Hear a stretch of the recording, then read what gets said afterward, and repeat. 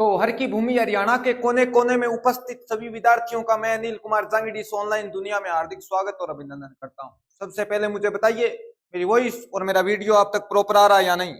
अगर प्रॉपर आ रहा है तो यस लिखिए, अगर कट कर आ रहा है तो नो लिखिए, पर जो भी आ रहा है लिखिए। फिर मैं क्लास का आगाज करता हूं। नो बात नो बकवास, ओनली सीधी क्लास शुरू करूंगा। सबसे पहले मुझे बता दो मेरी वॉइस ओके है क्या आप तक? अगर ओके है तो यस लिख दो, अगर ओके नहीं तो नो लिख दो। सबसे पहले रमन सुतार, मोस्ट वेलकम रमना जी। सुस्मिता जी स्वागत है, सुस्मिता। गोलू छिंपा स्वागत, गोलू। अमित स्वागत ब्रोदर। दिशांत राम राम जी। संजय सारन जय हिंद जी। आप सबका तहे दिल से स्वागत है जी। करें शुरू। Raveena yes sir, most welcome Raveena. Shishpal ji most welcome Shishpal ji. Really sorry चाहेंगे, कल आपने कॉल किया था हम वापस नहीं कर पाए, इसके लिए माफी चाहेंगे सर, आपकी दया है, किंतु कल वाली बात के लिए रियली सॉरी। आज की क्लास का पहला क्वेश्चन आपकी स्क्रीन पर आ गया है। यह क्लास हरियाणा सीईटी को ध्यान में रखकर चलाई गई है, जिसमें इंडिया हिस्ट्री की बात करेंगे आज।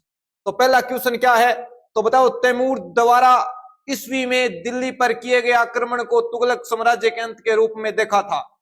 तो सीधी बात यही है जी, तैमूर लंग ने भारत पर कब आक्रमण किया था?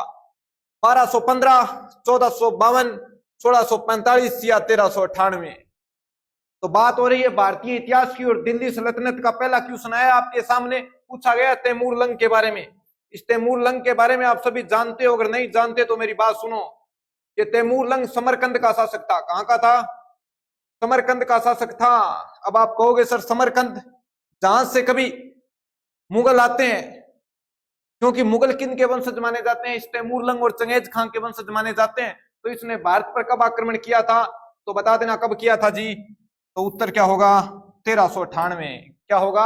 1398। किंतु एक बात याद रखना, भारत में सर्वप्रथम यह आक्रमण कहां करता है? तो भारत में तो करता है हनुमानगढ़ पर, और हनुमानगढ़ आता है राजस्थान में।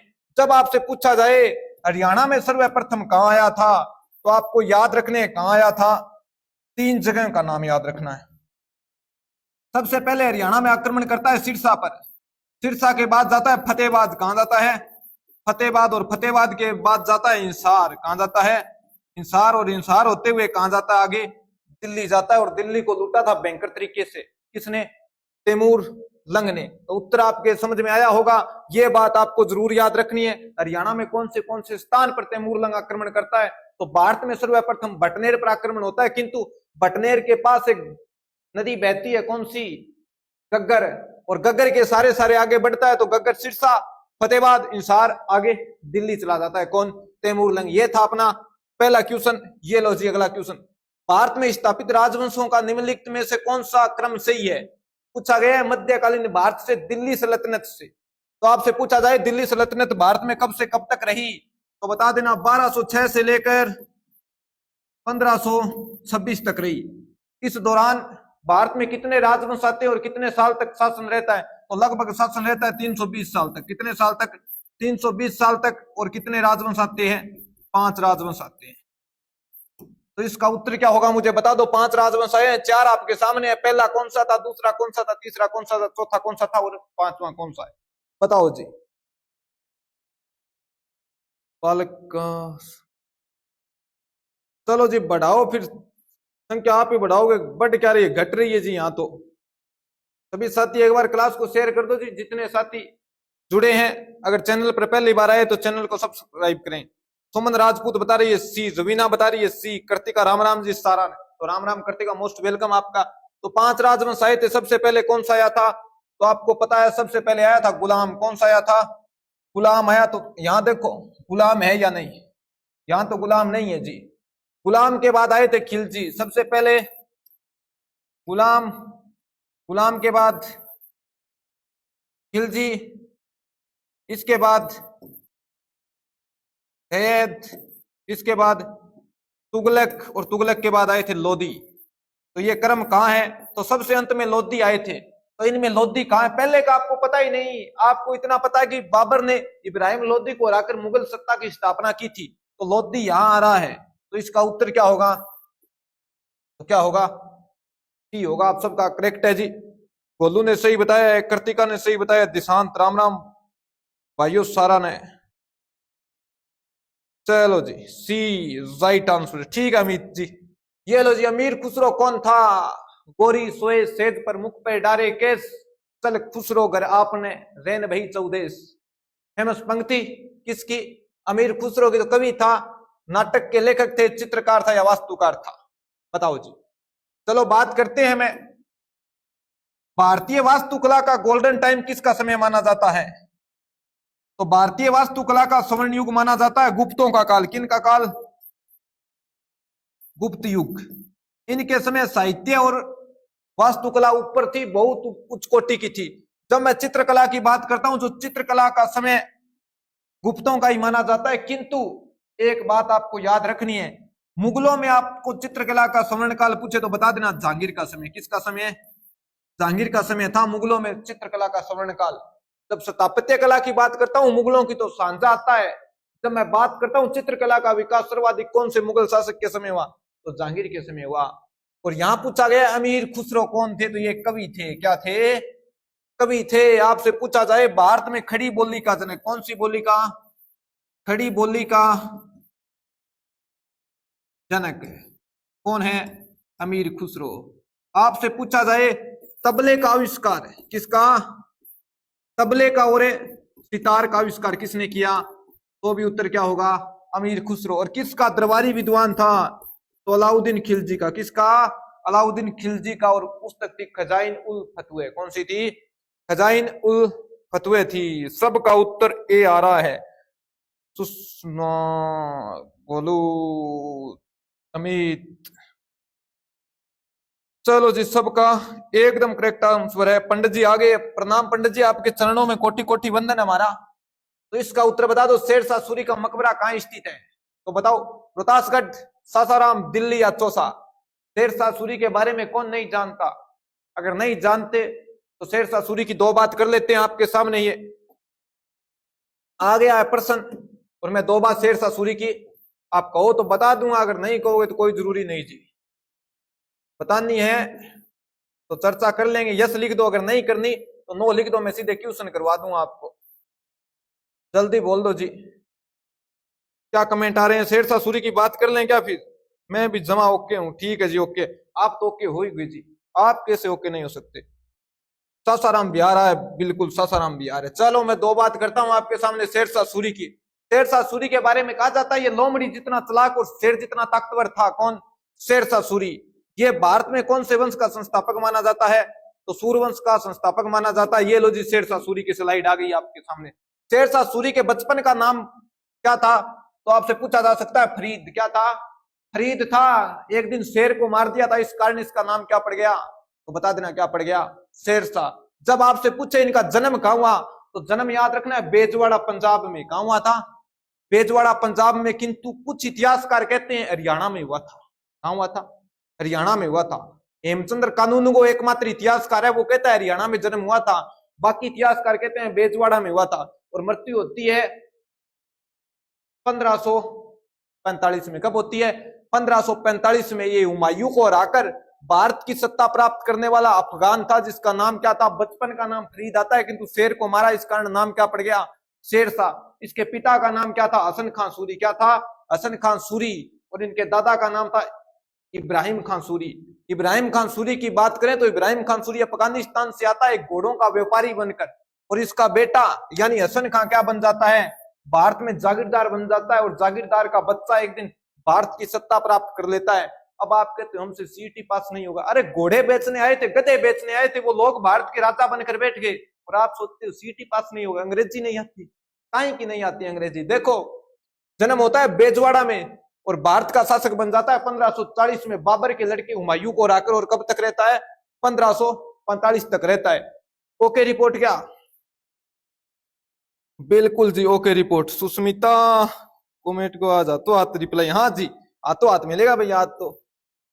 चलो जी, उस क्वेश्चन की बात कर लें।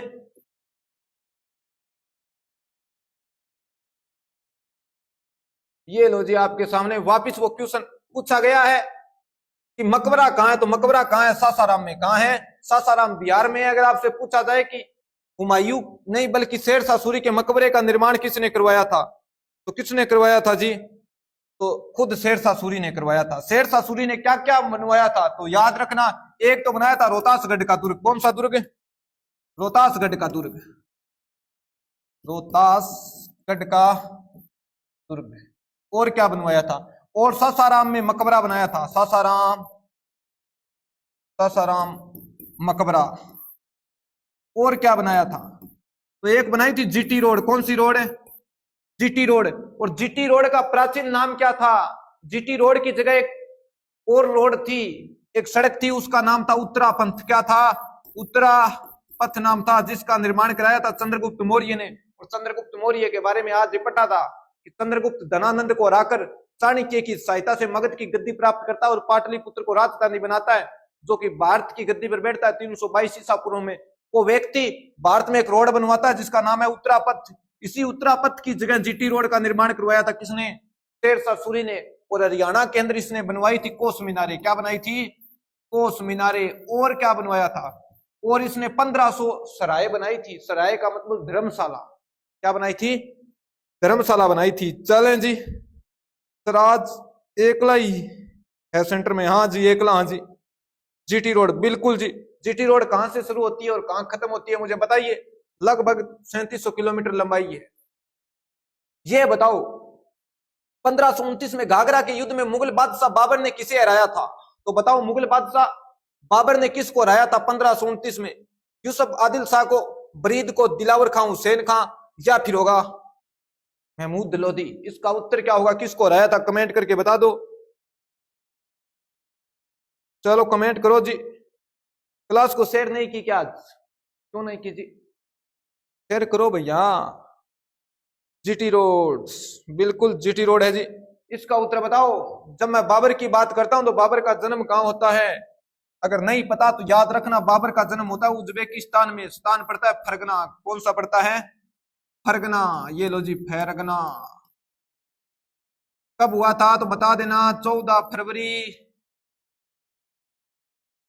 1483 को। कब हुआ था? 14 फरवरी 1483 को। और ये भारत में कब आता है? तो भारत में ये कितने आक्रमण करता है? तो भारत में ये 5 आक्रमण करता है। 5वां आक्रमण था पानीपत का। कौन सा था? 5वां आक्रमण कौन सा था? पानीपत का था। ये कब हुआ था पानीपत का आक्रमण? तो बता देना। पानीपत की लड़ाई और पानीपत का आक्रमण होता है 1526 में। तारीख थी 21 अप्रैल। और इस पानीपत के युद्ध को जीतकर बाबर भारत में मुगल सत्ता स्थापित करता है। और उस दौरान ये भारत में प्रमुख कितने युद्ध लड़ता है? तो 4 युद्ध लड़ता है। एक युद्ध था घाघरा युद्ध। कौन सा युद्ध? घाघरा। घाघरा एक नदी भी है, पता है ना? उसी नदी के किनारे लड़ा गया था और बताया जाता है लड़ती हुई सेना उस घाघरा नदी में चली गई थी। एक और थे मुगल बादशाह बाबर और एक और थे महमूद लोधी। कौन थे? महमूद लोधी। ये बिहार के उस टाइम नेता थे अफगानों के। ठीक है, चलो जी। दिल में जुनून और आग जैसी जवानी चाहिए, हम राजपूतों को दुश्मन भी खानदानी चाहिए। वाह क्या दर्द है छोरी तेरी आवाज में। कतियाखर बात लिख दिया आपने। सही है जी। देश धर्म हित दिए बड़े बलिदान राजपूतों ने। देश धर्म हित दिए बड़े बलिदान राजपूतों ने। और इतिहासों में बना रखी पहचान राजपूतों ने। तो भैया राजपूतों की तो बात ही अलग है। तो बताओ पानीपत की लड़ाई कब लड़ी गई? चलो जी बताओ। सर कटे धड़ लड़े, सर कटे धड़ लड़े, ये इतिहास बताता है। और लड़ाई में सबसे आगे राजपूत योद्धा दिखाई पड़ता है। जब भी लड़ाई हुई मध्यकालीन, उसमें सबसे आगे राजपूत लड़ते थे। लड़ाई के लिए राजपूत लड़ लिए थे कि हमको आगे लड़ना है सेना में। कभी राजस्थान की हिस्ट्री पढ़ो तब चर्चा करना, पूछना मास्टर से कि सर लड़ाई में आगे लड़ने के लिए आपस में कौन लड़ लिए थे? लोग कह रहे थे कि हम आगे लड़ेंगे चाहे मर जाएं और आगे हम रहेंगे। वो राजपूत थे। बताओ पानीपत की पहली लड़ाई कब लड़ी गई? 1326, 1526, 1469 या 1632? बताओ जी। ममता बता रही है 1526। अमित, सुमन, सबका उत्तर एक ही लाइन में। बिल्कुल। रेनू जी बता रही है बी। बिल्कुल रेनू, उत्तर क्या होगा? 1526। किन किन के मध्य लड़ा गया? तो बाबर और इब्राहिम लोदी के मध्य। इनके मध्य, बाबर और इब्राहिम लोदी के मध्य भारत का सबसे बड़ा युद्ध माना जाता है मध्यकालीन इतिहास का। कौन सा? पानीपत का प्रथम युद्ध कब लड़ा गया था? 21 अप्रैल 1526। एक और था मुगल बादशाह बाबर और दूसरी ओर था इब्राहिम लोदी। कौन था? इब्राहिम लोदी। युद्ध में लोदी के पास सेना थी 1 लाख प्लस। कितनी थी? 1 लाख प्लस सेना थी, 1,50,000 मानी जाती है। और इधर बाबर के पास कितनी थी?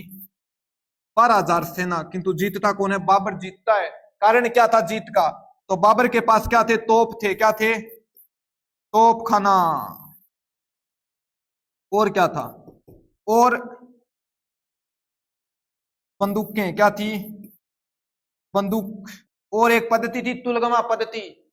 इस कारण कौन जीत जाता है? बाबर जीत जाता है। इस युद्ध के अंदर तोपों का उपयोग हुआ था। बाबर की तरफ से 2 तोपची लड़े थे। एक का नाम था उस्ताद अली। क्या था?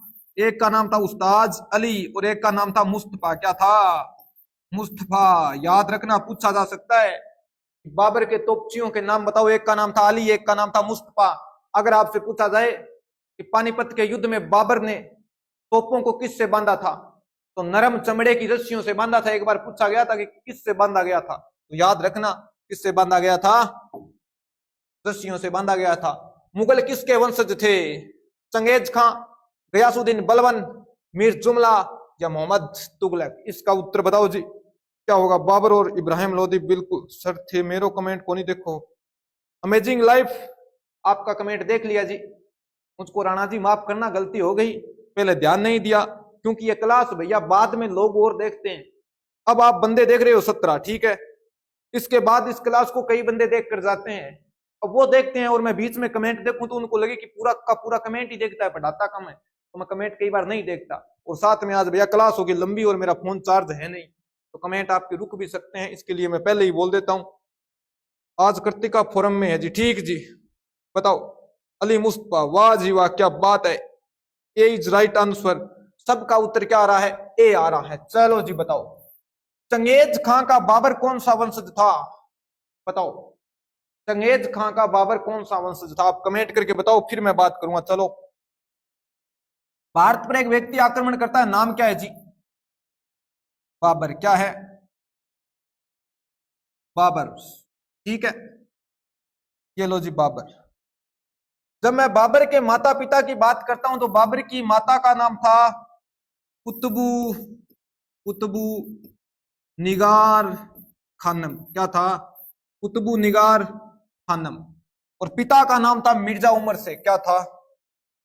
मिर्जा उमर शेख। ये लो जी, मिर्जा इनकी उपाधि थी जी। तो ये चंगेज खां का कौन सा वंशज था, मुझे ये बता दो बाबर। किसके कमेंट आ रहे हैं जी? 5वां वंशज। क्या था? 5वां। और तैमूर लंग का कौन सा वंशज था? फिर कमेंट करो, आप बताओ। मिर्जा उमर शेख किसका वंशज था? ये मिर्जा उमर शेख किसका वंशज था? यानी बाबर पितृपक्ष से किसका वंशज था और मातृपक्ष से किसका वंशज था? कमेंट करो जी। कभी ऑफलाइन क्लास में आपने पढ़ा होगा, अगर नहीं पढ़ा तो भैया ऑनलाइन कोर्स लिया होगा, अगर नहीं लिया तो ले लो।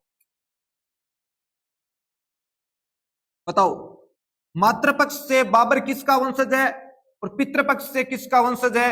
और बाबर के पूर्वज किसकी उपाधि धारण करते थे? मिर्जा की करते थे, किंतु बाबर ने बादशाह की उपाधि धारण की। पता है? अब कमेंट करो जी ये बात। 5वां वंशज बताओ जी, शेयर कर दो जी सभी। टेक्निकल टीम का कमेंट आया, यानी अनिल सर का आया है। अब शेयर नहीं करोगे तो मैं क्या कर सकता हूं? अब ऐसे बोल दूं कि तुम्हारे बाप की कसम लगेगी अगर वीडियो शेयर नहीं किया तो? बोल तो नहीं सकता, मुझे भी डर लगता है भैया। कोचिंग से बाहर आना पड़ता है, मार्केट में जाएं और मेरी जट पकड़ लो कि तू क्या बोल रहा था, कि शेयर नहीं करेगा। क्यों? तू कोई सुभाष सर नहीं क्या तेरे वीडियो शेयर करे? कोई बात नहीं जी, हमारे भी कभी चढ़ते दिन आएंगे। तो इसका उत्तर क्या होगा? चंगेज खां होगा। क्या होगा? चंगेज खां होगा। इसका तो आप बता दोगे कमेंट में। बताओ, पानीपत की द्वितीय लड़ाई किन 2 सेनाओं के बीच लड़ी गई थी? 2 राजाओं के बीच, 2 सेनाओं के बीच लड़ाई लड़ी गई थी। किन के मध्य लड़ी गई थी? पानीपत की दूसरी लड़ाई। ये भी ध्यान रखनी है। अब कुछ पहले ही बता देंगे फिर लफड़ा बाजेगा। किन के मध्य लड़ी गई थी? बाबर तथा लोधी, बाबर तथा राणा सांगा, अकबर तथा हेमू या अकबर तथा मेवाड़? मेवाड़ की तो बात ही अलग है जी। मेवाड़ राणा प्रताप की रियासत। राजस्थानी लिटरेचर का एक बहुत ही फेमस दोहा है कि जे हों तो नहीं मेवाड़, जे हों तो नहीं मेवाड़ तो ना हो तो हिंदवान, खांडो कदे ना खड़क तो और भारत छिपतो बहान। यानी अगर मेवाड़ नहीं होता तो भारत नहीं होता, और ये खांडे और तलवारें कभी नहीं खड़कती, और भारत का क्या छिप जाता, सूर्य छिप जाता अगर कौन नहीं होता, ये मेवाड़ राज्य नहीं होता। तो दुनिया का सबसे प्राचीन राजवंश मेवाड़ में है। कहां है? मेवाड़ में है, बताओ। सबका उत्तर एक ही लाइन में आ रहा है, कर्तिका, अकबर और हेमू। ममता सी, गोलू छिंपा, सत्येंद्र सिंह सी, रेणु सी, सुमन राजपूत, अकबर और हेमू, ममता, रवीना, सत्येंद्र सिंह। नाइस सर, ठीक जी, आज तक ठीक है, कर दी शेर जी, ठीक है कर दी। तो सपना आपने कर दी क्या? तो इसका उत्तर क्या होगा? अकबर और हेमू। जब मैं अकबर की बात करता हूं तो अकबर का जन्म होता है अमरकोट में। कहां होता है? अमरकोट में होता है। चलो बात करते हैं दो। यह है अकबर, और सामने कौन था इसके? हेमू था। कौन था? हेमू था। अकबर का जन्म होता है अमरकोट में। कहां होता है? अमरकोट में। और अमरकोट पड़ता है पाकिस्तान में। कहां पड़ता है? पाकिस्तान में। और हेमू का जन्म होता है रेवाड़ी में। कहां होता है? रेवाड़ी में। जब मैं अकबर के वंशजों की बात करता हूं तो इनके प्राचीन वंशज कहां के थे? तो बाबर खुद कहां का था? फरगना का। कहां का था? फरगना का। तो अकबर के वंशज तो थे मध्य एशिया, फरगना के यानी उज्बेकिस्तान के। और हेमू के वंशज थे अलवर के, राजस्थान के। कहां के थे? राजस्थान के। एक बार फिर नाम आ रहा है राजस्थान का। जब राजस्थान का नाम आता है तो भैया मेरा सीना गर्व से चौड़ा हो जाता है। चलो जी, सम्राट बनने के समय अकबर की आयु क्या थी? बताओ, तेरा नाम क्या है बसंती? यहां पूछा है सम्राट बनने समय अकबर की आयु क्या थी? 9, 13, 15, 16, 20 वर्ष तेरी उम्र रंग छांटन की। 15 थी, 16 थी, क्या थी? बताओ कमेंट करके। इतनी शानदार क्लास में सब्सक्राइब तो बनता है सर के नाम का। ए कोनी करे अंथे काई ना को अंठा कोनी बोसरो स्वभाव काई है। धक्का करवा लियो मैं सब्सक्राइब तो। चलो जी बताओ इसका। मेरो भी हो जावे। क्या हो जाए जी तुम्हारा? मोहित मंडार, स्वागत है जी। मंडार राजपूत बाबर के समय हरियाणा में मंडार राजपूतों ने विद्रोह किया था, पता है क्या? और मंडार राजपूतों के खिलाफ 2 बार सेना भेजी थी बाबर ने। पहली बार मंडार राजपूतों ने बाबर की सेना को भगा दिया था, चंपलें हाथों में लेकर भागना पड़ा था हरियाणा से। किंतु दूसरी बार एक बड़ी सेना आती है तरसेम बेग के नेतृत्व में, और उस दौरान राजपूत मंडारों को काटा गया और काट के उनकी सरों की दीवार बनाई गई। तो पूछा जा सकता है कि बाबर के समय मंडार राजपूतों ने विद्रोह कहां किया था? तो हरियाणा में किया था। चलो इसका बताओ। अकबर का जन्म होता है जी 1542 में, और शासक बनता है 1556 में, और मृत्यु होती है 1605 में। अब मुझे बता दो कितने साल की आयु में राजा बना था? कर दियो सर सब्सक्राइब। गर्व होना भी चाहिए जी, होना भी चाहिए। गर्व नहीं होगा तो क्या होगा जी? क्या देश रे बारे में कहे कि पग पग सूरा देवली, पग पग सतिया थान। पग पग सूरा देवली और पग पग सतिया थान, डग भरता मन कांप जे, रंग है राजस्थान। इसका तो कमाल ये लगे जी, पूरा का पूरा रंग राजस्थान में हो। तो उत्तर क्या होगा? 13 होगा। क्या होगा? 13 होगा। आपकी आयु क्या आ रही है जी? सभी बता रहे हैं 13। ममता कह रही है कर दी से। धन्यवाद ममता जी। वीरेंद्र कैथल में, वाह भाई वाह वीरेंद्र, कति आखिर तैयारी आपकी। भगवान से दुआ करते हैं आप जल्दी जॉब लगो। चलो जी अगले क्वेश्चन पर। कनौज की लड़ाई कब लड़ी गई थी? ओहो क्या बात है जी, कनौज की लड़ाई कब लड़ी गई थी? 1536, 1556, 1540 या 1524? सबसे पहले याद रखना है कनौज कहां पड़ता है। कनौज कहां पड़ता है जी? तो बता देना उत्तर प्रदेश में। कहां पड़ता है? उत्तर प्रदेश में। जब मैं उत्तर प्रदेश की बात करता हूं तो हमारे सामने 2 बात आती है। क्या आती है जी? उत्तर प्रदेश के वर्तमान में सीएम है योगी आदित्यनाथ। कौन है? योगी जी है जी, ठीक है। और क्या बात है? तो जनसंख्या की दृष्टि से भारत का सबसे बड़ा राज्य है। किसकी दृष्टि से? जनसंख्या की दृष्टि से भारत का सबसे बड़ा राज्य। और क्या बात आती है? तो हिंदुओं की सर्वाधिक जनसंख्या कहां है जी? आप कमेंट करके बताओ मुझे। और यह स्थान कहां आता है? तो कनौज उत्तर प्रदेश में आता है। और यहाँ का फेमस क्या है जी? इत्र फेमस है। क्या है? इत्र, परफ्यूम फेमस है। अभी बात कर रहे थे हम कुछ ही देर पहले इत्र की, तो अब पता नहीं जी, बात तो हमने बहुत की थी। शेयर भी कर दी, क्लास सब्सक्राइब भी कर दियो, लाइक भी कर दियो गुरुजी। इंग्लिश तेरे बहुत बहुत धन्यवाद। ठीक है जी। सर ही थोड़ी बोली, सर ही क्या लग जाए जी, मेरे समझ में नहीं आई। मोहित आपने क्या लिखा है? क्योंकि तुम्हारे भाई को इतनी इंग्लिश आती नहीं, हिंदी में लिखो, ठीक है ना। नौकरी लग जा, ठीक, हाँ ये लिखा है क्या? नौकरी तो लग जाओगे, हम तो भविष्य की बात बताने वाले हैं, हम तो अंतर्यामी है, बाबा है। अब थोड़े दिन बाद में ये पढ़ाने वाला काम और पर्ची निकालने वाला काम करूंगा, क्योंकि आपके तो भैया तो गाने वाले थे लोग जिन्होंने अश्लीलता फैलाई स्टेजों पर जाके, मंचों पर जाके, आज वो पर्चियां निकाल रहे हैं। वारे वाह जमाने के लोगों। जिस हरियाणा में लक्ष्मी चंद जैसे गायक हुए, पंडित मांगेराम जैसे कवि हुए, और उस हरियाणा में अश्लीलता गाकर लोगों को बहलाकर, और आज वो क्या बन बैठे हैं? संत बन बैठे हैं और पर्चे निकाल रहे हैं। आप जानते हो मैं किसकी बात कर रहा हूं? अमित चौधरी की बात कर रहा हूं। हम सीधा बोलने वाले लोग हैं। कनौज की लड़ाई कब लड़ी गई थी? 1540 में लड़ी गई थी। कब लड़ी गई थी? 1540 में। किस किस के मध्य लड़ी गई थी? हुमायूं और शेरशाह सूरी के मध्य। किसके? हुमायूं और शेरशाह सूरी के मध्य लड़ी गई थी। एक बात याद रखना आप, इस युद्ध के बाद भारत की सत्ता पर कौन आ जाते हैं? तो सूर्यवंश के लोग आ जाते हैं। कौन आ जाते हैं? सूर्यवंश के लोग आ जाते हैं। आपसे पूछा जा सकता है कि सूर्यवंश का भारत में राज्य कब स्थापित होता है? तो कब होता है जी? कनौज युद्ध के बाद। कनौज युद्ध में हार होती है हुमायूं की। हुमायूं भाग कर जाता है अफगानिस्तान। कहां जाता है? अफगानिस्तान। और अफगानिस्तान से जाता है ईरान। याद है? ईरान के शासक की सहायता से पुनः भारत प्राप्त करता है। इतनी बात याद रखना। चलो जी। शेर खान ने हुमायूं को 1539 तथा 1540 में क्रम से किस दो स्थानों पर पराजित किया था? शेर खां। अब की बार नाम क्या आ रहा है? शेर खां। शेरशाह नहीं आ रहा है, शेर खां आ रहा है। तो बताओ कौन से दो स्थानों पर पराजित किया था? कमेंट कीजिए। आगरा दिल्ली, मालवा गोंडवाना, चौसा कनौज, क्या बरार चित्तौड़? एक बार फिर चित्तौड़ का नाम आए। बताया जाता है कि जहां दुनिया की इतनी ऊंची सोच नहीं, उससे ऊंचा चित्तौड़ का गढ़ है। अब आप कहोगे सर कितना ऊंचा है? तो बता देना 620 मीटर ऊंची पहाड़ी पर बना है। कितनी? 620 मीटर ऊंची पहाड़ी पर बना है। सोचिए, लगभग माना जाता है 1840 मीटर ऊंचा। ठीक है, फीट, सॉरी मीटर, क्या मीटर? 620। तो उत्तर क्या होगा? शेर खां शेरशाह है। ठीक है। तो इनकी पहली लड़ाई होती है चौसा में। किन किन की? बता देना किन किन की होती है जी। तो शेर खां और हुमायूं की। इस युद्ध में कौन जीतता है? तो बता देना शेर खां जीतता और उपाधि धारण करता है शेरशाह की। कौन सी उपाधि धारण करता है? शेरशाह की उपाधि धारण करता है। आपसे पूछा जा सकता है कि शेरशाह ने शेरशाह की उपाधि धारण कब की? तो चौसा युद्ध जीतकर, और चौसा युद्ध में हार के बाद हुमायूं भागता है, और भागकर कहां चला जाता है? तो एक नदी थी कर्मनाशा, उसमें छलांग लगा देता है। कर्मनाशा गंगा की एक सहायक नदी है, और उस दौरान एक व्यक्ति इसकी जान बचाता है। पता है ना जी आपको? जान बचाने के बाद हुमायूं दृष्टि से कहता है कि अगर मैं कभी भारत का बादशाह बना और मेरे अच्छे दिन आए, तो मैं तुमको एक दिन का राजा बनाऊंगा। और बाद में एक दिन का राजा बनाया गया था उस निजाम बिश्ती को, जिसने किसकी जान बचाई थी?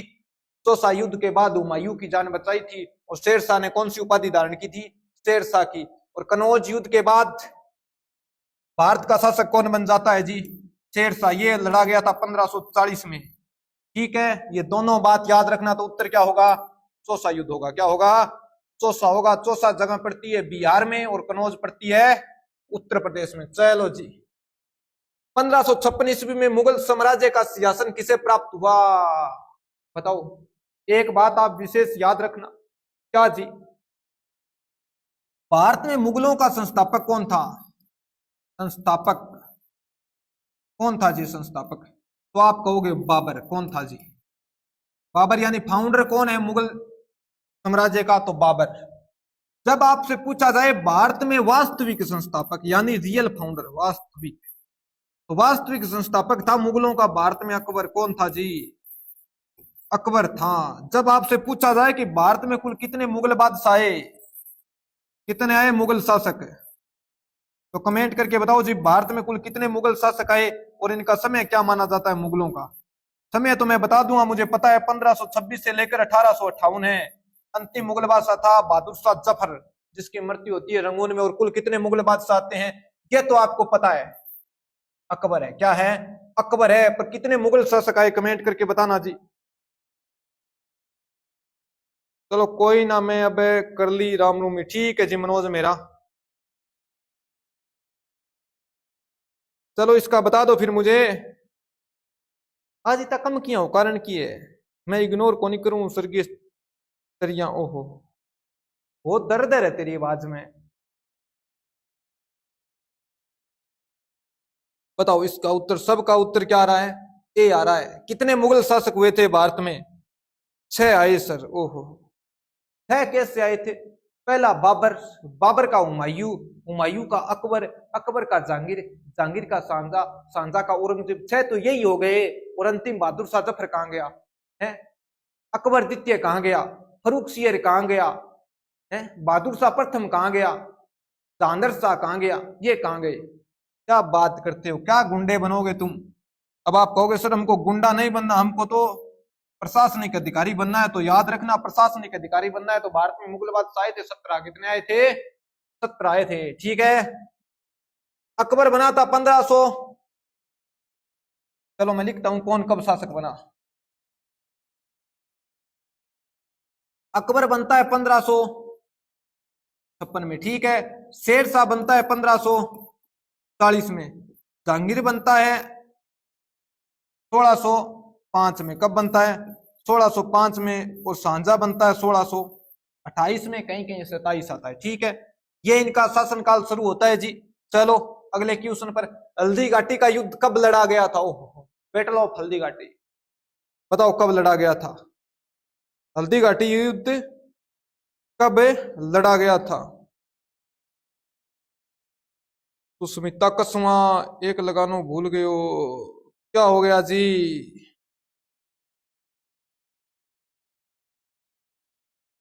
सर जी सीटी में हिस्ट्री के कितने क्वेश्चन आए हैं या कितने आएंगे? देखो जी कोई फिक्स नहीं कि हरियाणा की सरकार है, यहाँ कुछ भी पूछा जा सकता है। पिछली बार तो 5-6 क्वेश्चन पूछे गए थे, अब की बार पता नहीं 7-8 पूछ ले और 2 भी पूछ ले। कि हम पहले तो कह नहीं सकते कितने आएंगे, किंतु किंतु आएंगे। कितने आएंगे ये हमको पता नहीं। अगर मैं ऐसे कह दूं 6 क्वेश्चन आएंगे और 6 के 6 क्वेश्चन इस क्लास से आएंगे, अब खुदा ना खास्ता कल को इस क्लास से आ जाए, आएंगे कन्फर्म है। क्योंकि बाबा तो घट घट की जानते हैं, हम तो भगत है जी। यदा यदा ही धर्म। तो आप क्लास को देखो, इंजॉय कीजिए, चिल कीजिए। बताओ हल्दी घाटी का युद्ध कब लड़ा गया? तो हल्दी घाटी का युद्ध लड़ा गया था 1576 में। आपसे पूछा जाए सतान कौन सा है, तो सतान बता देना कौन सा है जी। सतान है राजस्थान का राजसमंद जिला। कौन सा? राजस्थान का राजसमंद जिला। किन किन के मध्य लड़ा गया था? ये युद्ध लड़ा गया था अकबर और हमारे फेवरेट राणा प्रताप के मध्य। किन के मध्य? राणा प्रताप के मध्य लड़ा गया था। और तिथि क्या थी, सन क्या था? सन पूछे तो बता देना 21 जून 1576 था। क्या था? 1576 था जी। ठीक है। और इस युद्ध का एक ही उद्देश्य था, मुगल बादशाह अकबर चाहता था कि राणा प्रताप मेरे अधीन आए, या मेरी संधि मान ले, या मुझसे दोस्ती कर दे, या सेना उसको मार दे। सेना को सबसे पहले अकबर ने आदेश दिया था कि साम दाम दंड भेद येन के प्रकार से राणा प्रताप को मेरे सामने लाना है। मार कर लाओ या जिंदा लाओ, पर मेरे सामने लाओ। किंतु लड़ाई होती है तो राणा प्रताप की सेना को नहीं तो मुगल मार पाते हैं, नहीं राणा प्रताप को मगर पकड़ पाते हैं, नहीं राणा प्रताप की अधीनता स्वीकार करवाते हैं। कुछ भी नहीं कर पाए, राणा प्रताप हाथ ही नहीं आया और हल्दी घाटी का युद्ध हो जाता है। असफल अभियान माना जा सकता है अकबर का ये।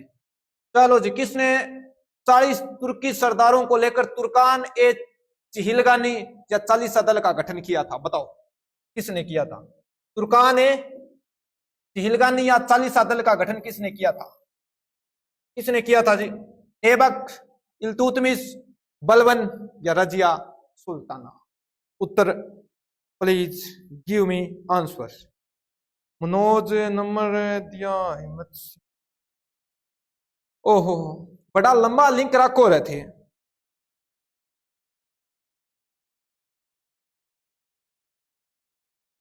मनोज मेहरा बता रहे हैं कि मेरी बात हुई थी चेयरमैन हिम्मत सिंह से।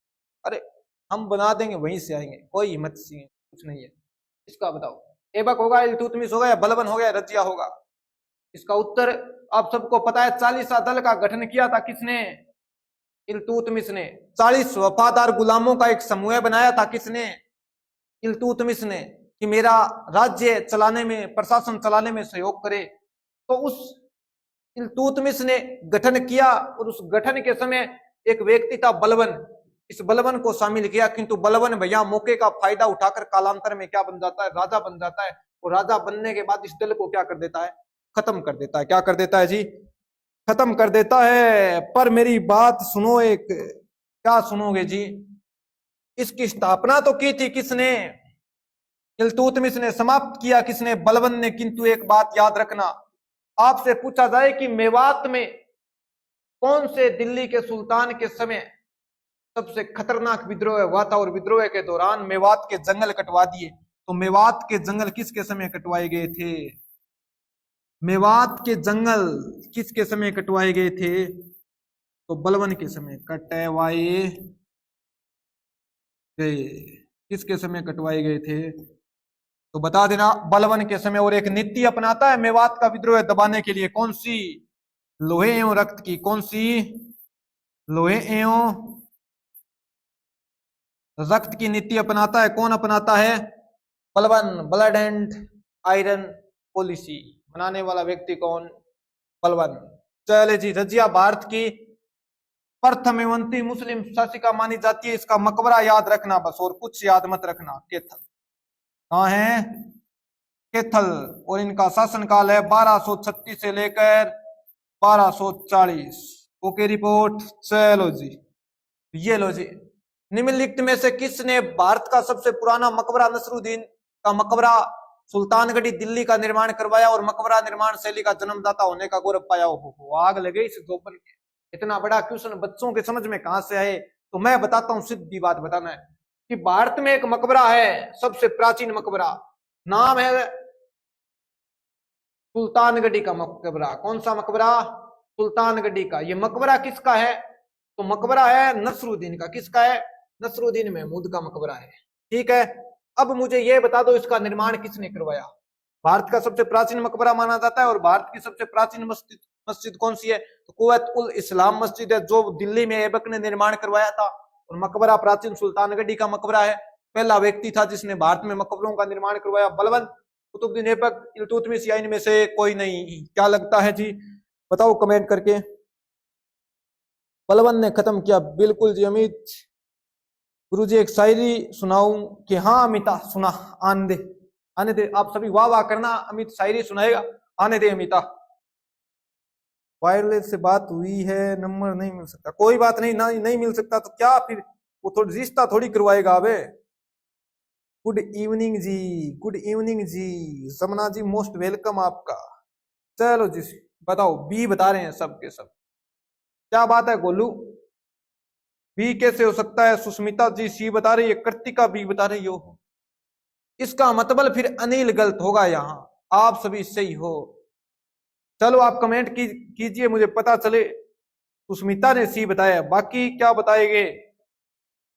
बता ही नहीं रहे जी। इतने खामोश क्यों हो आप? हैं? कुछ की बातों में दम नहीं बैठता, और कुछ की खामोशियां खा जाती है, और मुझे आपकी खामोशी खाई जा रही है। मुझे इसका उत्तर बताओ क्या होगा? अगर उत्तर गलत आ रहा है तो मुझे मेरे खुद पर डाउट हो रहा है, मेरे पढ़ाने में कमी रह गई कहीं ना कहीं। बताओ फिर। सबका उत्तर तो भैया मिला जुला आ रहा है।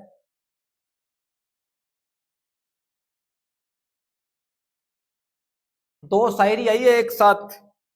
लव प्रीत लिख रहा है कि रात के दरिया का किनारा भी कभी आएगा। वाह वाह, क्या बात है कि रात के दरिया का किनारा भी कभी आएगा। वक्त का क्या है, हमारा भी कभी आएगा। एक दिन आया था अच्छा जिंदगी में, पूछना था दोबारा भी कभी आएगा। वाह यार, क्या बात है। सबका उत्तर सी। क्या आएगा? सी आएगा। ये लो जी, तो उत्तर इसका क्या होगा? सी होगा। भारत में मकबरों का जन्मदाता माना जाता है इल्तुतमिश को। मैंने लिखाया था कि सुल्तानगढ़ी के मकबरे का निर्माण किसने करवाया था? इल्तुतमिश ने करवाया था। इसका उपनाम क्या है? तो याद रखना क्या है, तो बता देना, गुलामों का गुलाम। किसका गुलाम? जोरू का नहीं, गुलामों का गुलाम, गुलामों का गुलाम। ठीक है जी, ओके रिपोर्ट। चलते हैं जी। कुतुबुद्दीन ऐबक की बात करें तो कुतुबुद्दीन ऐबक के कुछ नाम हमारे सामने आते हैं, सुनो फिर क्या क्या आते हैं। पहला नाम आता है भाई का क्या जी, तो बताओ। पहला नाम आता है कुरान खान। कौन सा नाम, ये पेन तो आपको सही नहीं दिखेगा मुझे पता है। पहला नाम आता है कुरान खान। कौन सा आता है, कुरान खान। दूसरा नाम आता है लाख बख्श। क्या आता है, लाख बख्श, यानी लाखों का दान करने वाला। अगला नाम आता है पील बख्श। क्या आता है जी, पील बख्श। पील बख्श का मतलब होता है हाथी का दान करने वाला। क्या दान करने वाला, हाथी का दान करने वाला। ये बात किसकी है, ऐबक की। ऐबक भारत में गुलाम वंश का संस्थापक माना जाता है और इसकी राजधानी थी क्या जी, बता देना, लाहौर। और इसकी राजधानी है इल्तुतमिश की दिल्ली। लाहौर में मृत्यु होती है कुतुबुद्दीन ऐबक की। चलते हैं जी, चलो। अपनी शक्ति को संकेतित करने के बाद बल ने वे उपाधि धारण की। बताओ, अपनी शक्ति इकट्ठी करने के बाद या समेकित करने के बाद बलबन ने कौन सी उपाधि धारण की, तूतीय हिंद, केसरे हिंद, जिले इलाही या दीने इलाही। Please give me answer this question, comment करके बताओ। समझियो गुरुजी, SMG कौन है क्वेश्चन, समझाओ गुरुजी, समझ कौन है क्वेश्चन। हो सुनो, फिर पिछले की बात कर रहे हो क्या। इसमें पूछा गया है कि भारत में पहला मकबरा नसरुद्दीन महमूद का मकबरा है। ठीक है, कहां है, सुल्तानगढ़ी दिल्ली में निर्माण करवाया। और मकबरा निर्माण शैली का जन्मदाता होने का गौरव पाया। तो भारत में पहला मकबरा है नसरुद्दीन महमूद का। कहां है, दिल्ली में। और उस मकबरे का निर्माण करवाया किसने, वो यहां पूछा है आपसे। और मकबरा निर्माण शैली का जन्मदाता, यानी उसने मकबरा निर्माण शैली का जन्म किया था भारत के अंदर। भारत में मकबरे नहीं बनते थे जी, हम समाधियां बनाते थे, हम मंदिर बनाते थे, हम नहीं तो मस्जिद बनाते थे, नहीं दरगाह बनाते थे, और नहीं हम मकबरे बनाते थे। क्योंकि भारत में तुर्कों की सत्ता आती है 1206 में। कब आती है मित्रों, 1206 में आती है। 1206 में भारत में तुर्क आते हैं और 1526 तक रहते हैं। ये तुर्क अपने वाला कल्चर थोड़ी अपनाएंगे, ये मंदिर मस्जिद में थोड़ी, मंदिर में थोड़ी जाएंगे। तो ये तो मस्जिद में जाएंगे तो भारत में मस्जिद बनाएंगे, कोई मरेगा तो मकबरा बनाएंगे या नहीं बनाएंगे। सही बात है जी, मकबरा बनाएंगे। चलो, यहां बताओ कौन सी उपाधि धारण की थी, अमित। दीन इलाही नहीं जी, दीन इलाही तो एक धर्म है। रवीना, सुष्मिता, बिल्लू, आप सब के सब बता रहे हो सर, इसका डी होगा। क्या होगा, डी होगा, बिल्कुल जी। इसका उत्तर डी नहीं होगा, इसका उत्तर होगा जी। क्या होगा, डी होगा। अब आप कहोगे सर हमारे साथ धोखा, इतना बड़ा धोखा। अरे ये तो एक धर्म था। क्या था, धर्म था जिसको किसने चलाया था, अकबर ने चलाया था। किसने चलाया था, अकबर ने चलाया था, मुगल बादशाह अकबर ने। और इसको कितने लोगों ने अपनाया था, मैंने एक दिन पहले बताया था, 18 लोग अपनाते हैं केवल। और एकमात्र हिंदू था अपनाने वाला, कौन, बीरबल। कौन था, बीरबल, जो अकबर का सलाहकार था।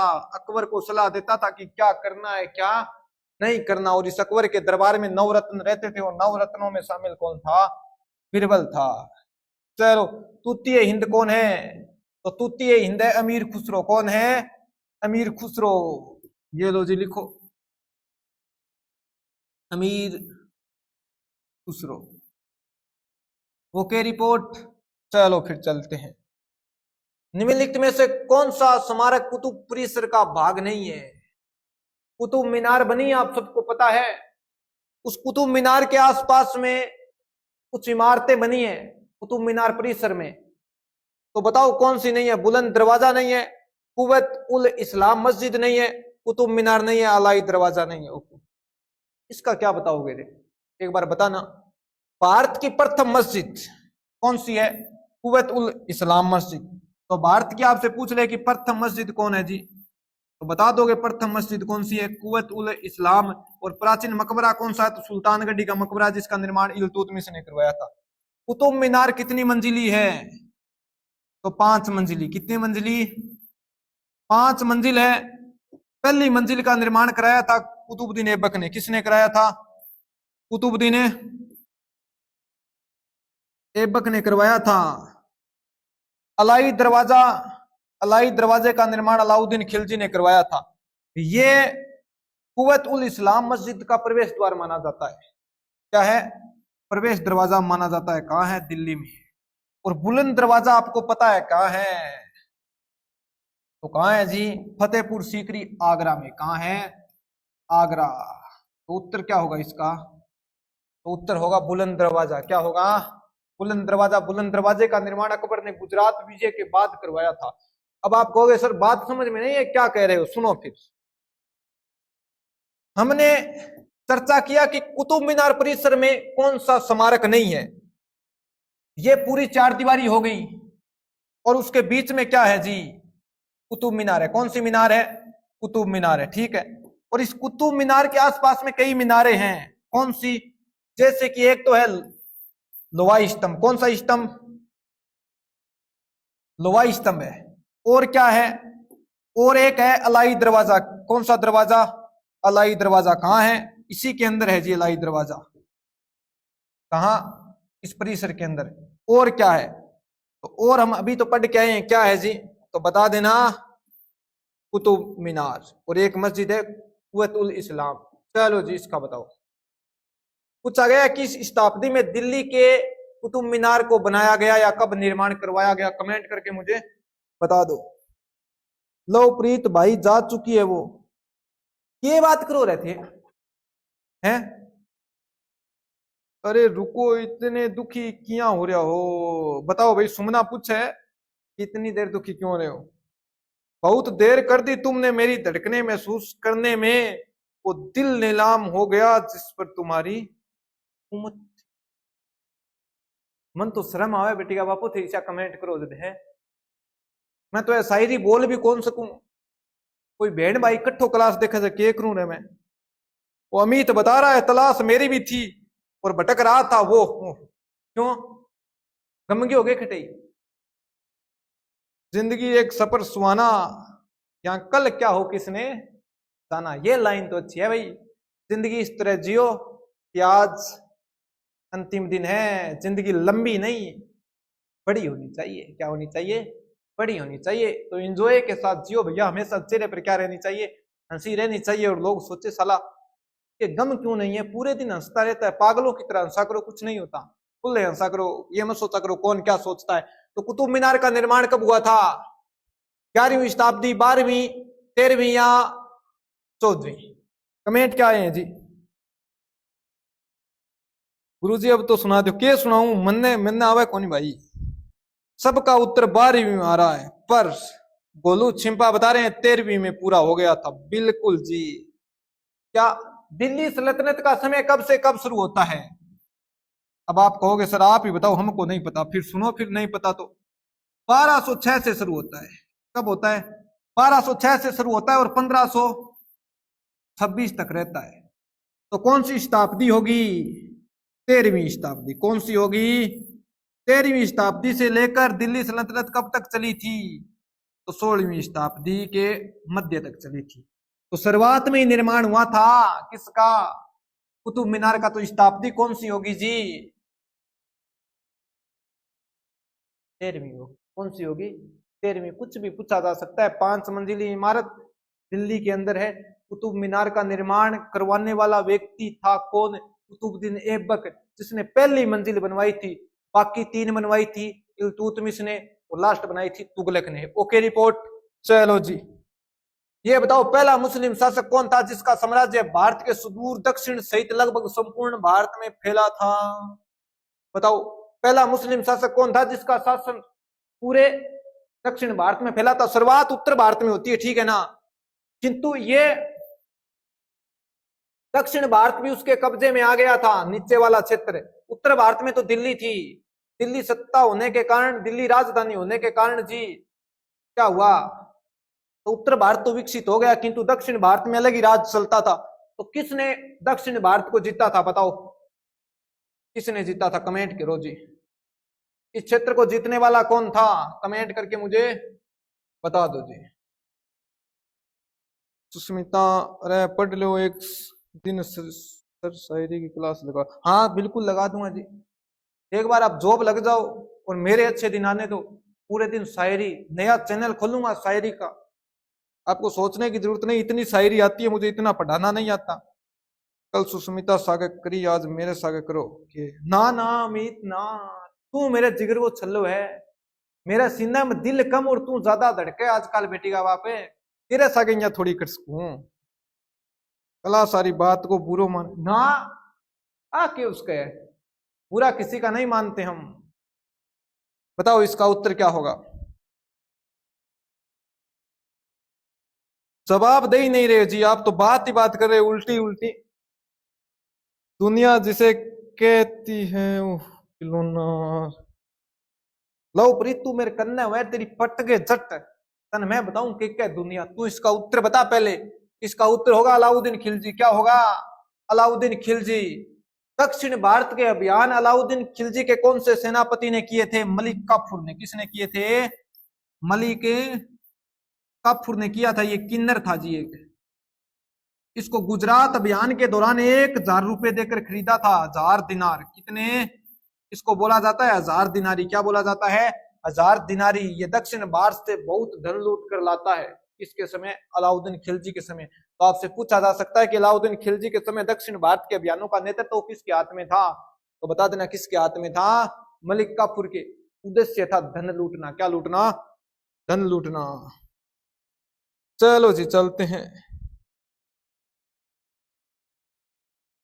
ओहो सुमन क्या बोल रही है? पूरी दुनिया रूठे तो मैं मना दूंगा, तू ना टेंशन करे। कि पूरी तरह साथ दे तो अलग बात है, पूरी तरह साथ दे तो अलग बात है, तू जरा सा भी साथ दे तो अलग बात है।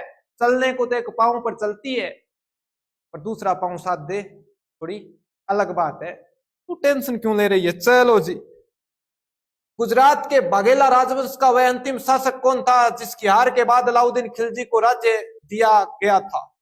बताओ गुजरात का अंतिम शासक कौन था जिसकी हार के बाद गुजरात का विलय अलाउद्दीन खिलजी ने दिल्ली सल्तनत में कर लिया था? कौन था? राम था, अर्जुन देव था, सारंग देव था या कर्ण देव था? वाह भाई वाह, खतरनाक डेंजर क्वेश्चन पूछा है। बताओ। सही बात है जी, बिल्कुल सही बात है, मैं तो गलत कहता ही नहीं। राजकुमार, स्वागत है राजकुमार, मोस्ट वेलकम आपका। चलो इसका बताओ। मेरा सही है गुरुजी, तेरा सही है। केमिस्ट्री, वाह जी वाह, ठीक है धन्यवाद जी। पूनम सी बता रही है अलाउद्दीन खिलजी, ठीक है पिछले वाले का है। इसका बताओ। सी नहीं जी, सारंगदेव नहीं होगा। मैंने कभी बताया था, आपको याद है क्या? अगर नहीं याद तो सुनिए जी। यहां पड़ती है दिल्ली और यहां पड़ता है राजस्थान। क्या पड़ता है? राजस्थान। और अलाउद्दीन खिलजी योजना बनाता है 1299 में कि मैं गुजरात को लूट कर लाऊं, और गुजरात को लूटने के लिए दिल्ली से सीधा आया जाता था, राजस्थान के बीच से होते हुए गुजरात, या फिर ऐसे आया जाता था मालवा होकर। पर शॉर्ट रास्ता कौन सा था? ये था। तो राजस्थान के राजाओं से पूछा कि राजस्थान के राजाओं तुम्हारा क्या विचार है, मुझको रास्ता दोगे या नहीं दोगे? तो राजस्थान के राजा पूछते हैं कि काम क्या है, रास्ता किस लिए चाहिए? तो उसने कहा मैं गुजरात पर आक्रमण करना चाहता हूं। तो राजस्थान के राजाओं ने कहा हमारी तलवारों के अभी जंग नहीं लगाए, तो रास्ता कहीं और से ले। किंतु मेवाड़ के शासक समर सिंह ने टैक्स लेकर सेना को जाने दिया, और गुजरात का शासक था कर्णदेव। कौन था? कर्ण बघेल था। और लड़ाई होती है कर्ण बघेल और अलाउद्दीन खिलजी की। और लड़ाई के दौरान कर्ण बघेल भागकर कहां चला जाता है? देवगिरी चला जाता है। कहां चला जाता है? देवगिरी चला जाता है। पता है या नहीं? रामचंद्र यादव के पास जाता है, और यहाँ कर्णदेव की पत्नी होती है कमला। कौन होती है? कमला। याद है या नहीं? याद आ गया? तो चलो फिर उत्तर क्या होगा? कर्णदेव होगा। चलो राजकुमार और मनोज की अटेंडेंस लगाओ सर जी, क्लास में आ गया। बिल्कुल, इनकी तो मैं लगा दूंगा, अगर ये नहीं आते तो मेरा दिल कैसे लगता, इनके बिन कम लगता है ना। मोहम्मद बिन तुगलक ने अपनी राजधानी दिल्ली से कहां स्थानांतरित की, यानी कहां ट्रांसफर की? जौनपुर, मुर्शिदाबाद, चुनार या दौलताबाद? बताओ इसका उत्तर क्या होगा। लगा दीजिए, लगा दी, आप क्यों टेंशन करते हो।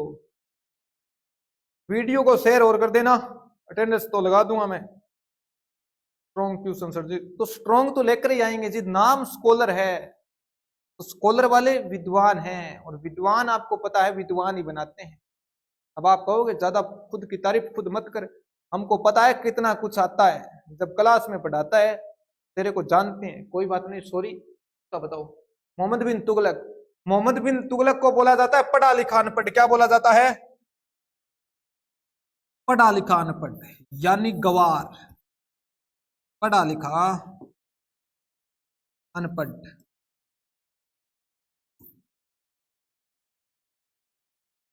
अनपढ़। और क्या बोला जाता है? पागल सुल्तान। कौन सा सुल्तान?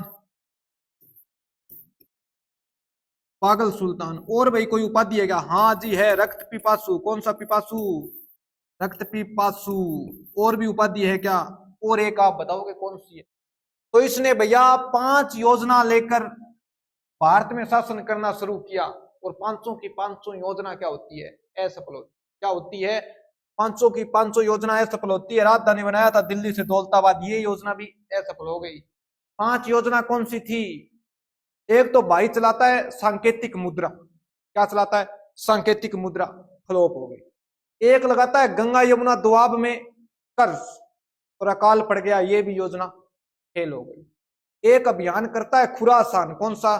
खुरासान का अभियान। योजना बनाता है कि खुरासान का अभियान करूंगा, और 3,70,000 की सेना इकट्ठी कर लेता है, किंतु अभियान नहीं किया गया। सेना को वेतन देना पड़ा और खजाना हो गया खाली।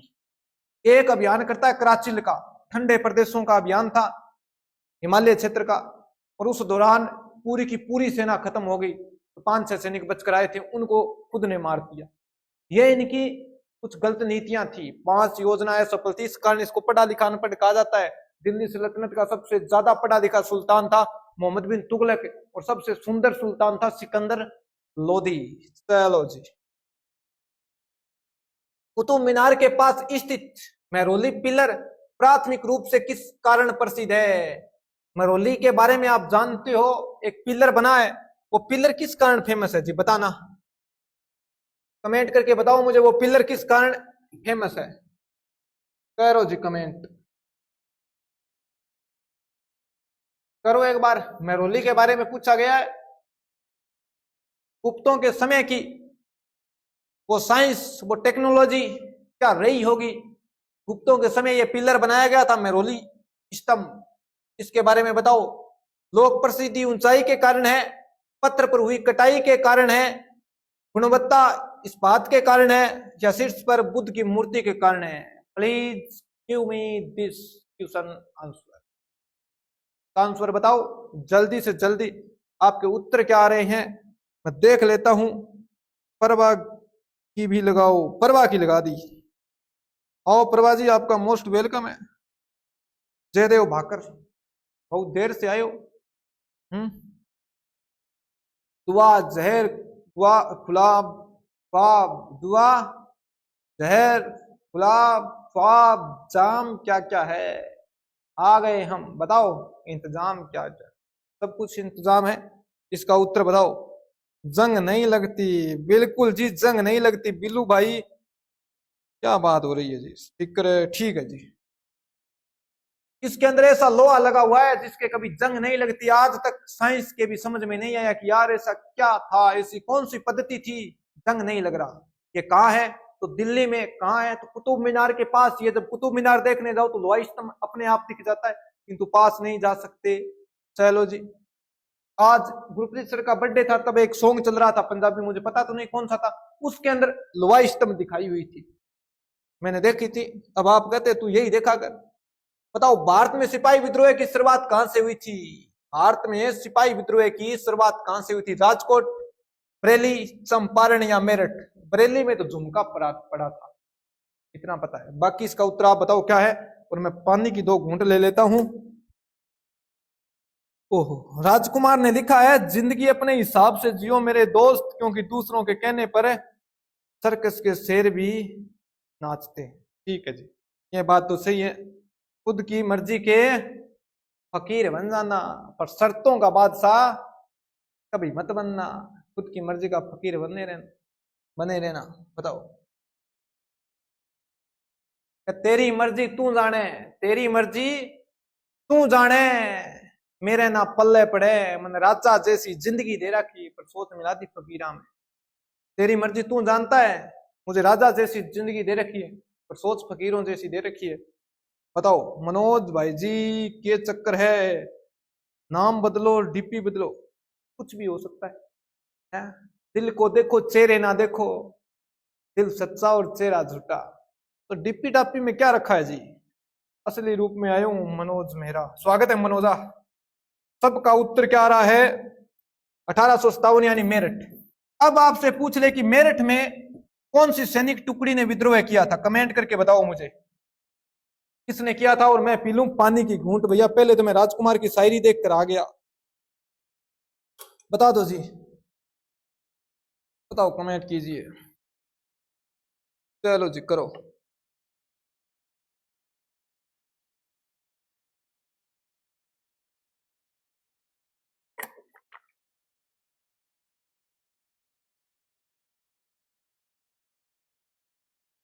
कौन सी सैनिक टुकड़ी थी बताओ।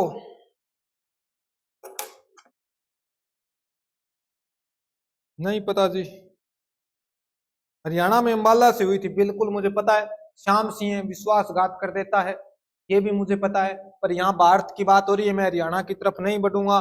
तो यहाँ मेरठ के अंदर सैनिक टुकड़ी थी कौन सी? तो 20वीं अन्नाई। कौन सी थी? 20वीं अन्नाई। अब आपसे पूछा जाए, इस 20वीं अन्नाई में कुल कितने सैनिक थे मेरठ में उस समय? तो उस समय मेरठ में सैनिक थे भैया कितने? तो 90। कितने सैनिक थे? 90। अब आप कहोगे सर विद्रोह कितने सैनिकों ने किया अंग्रेजों के खिलाफ? तो विद्रोह किया था 85 सैनिकों ने। कितने ने? 85 सैनिकों ने। अब आप कहोगे सर कब किया? तो ये लो जी, कब किया। तारीख थी 10 मई 1857 और दिन था रविवार का। और क्या बात है। और आपसे हिजरी संवत पूछा जाए तो महीना था रमजान का। कौन सा था? रमजान का। क्रांति की अचानक शुरुआत होती है 10 मई की, किंतु आपसे पूछा जाए कि शुरुआत जब हुई, योजना बनाई गई क्रांति की, तो तय तिथि थी 31 मई 1857। तय तिथि से पहले हो गई थी क्रांति। एक बार पूछा गया था कितने दिन पहले हो गई थी तय तिथि से, तो बताओ कितने दिन पहले हो गई थी। ये आप काट लेना, कितने दिन पहले हो गई थी? 21 दिन पहले हो गई थी। ठीक है, चलो फिर 1857 के विद्रोह को भारत के प्रथम स्वतंत्रता संग्राम की संज्ञा किसने दी? भारत का प्रथम स्वतंत्रता संग्राम किसने कहा था? बाल गंगाधर तिलक, सुभाष चंद्र बोस, भगत सिंह या वीडी सावरकर?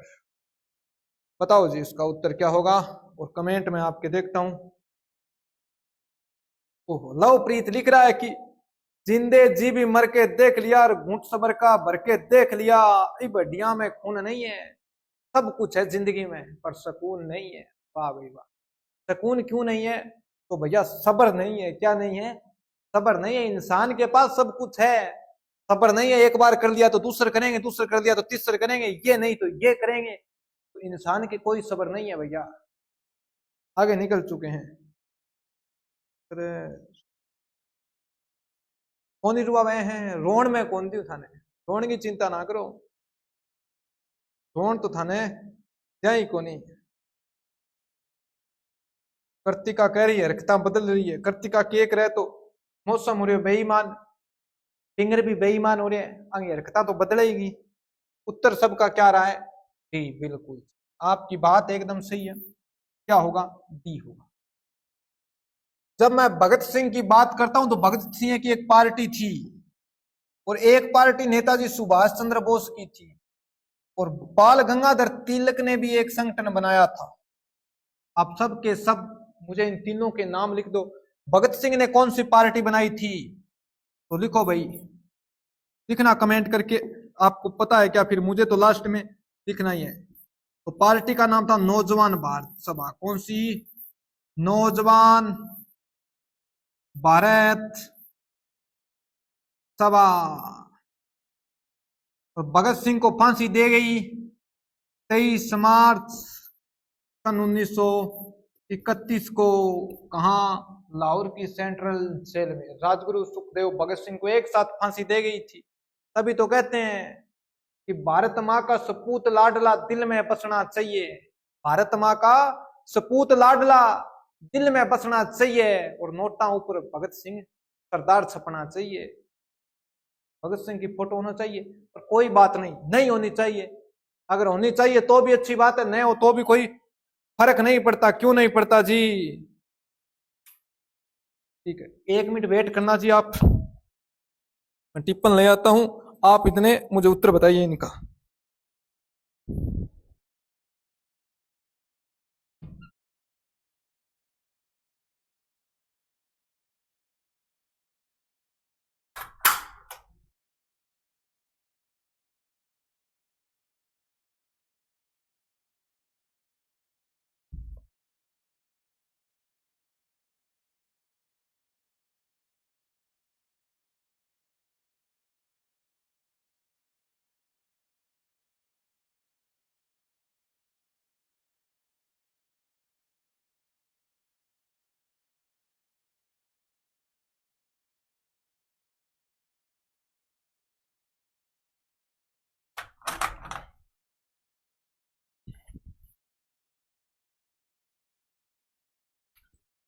तो बताओ मित्रों, वही सारी है क्या?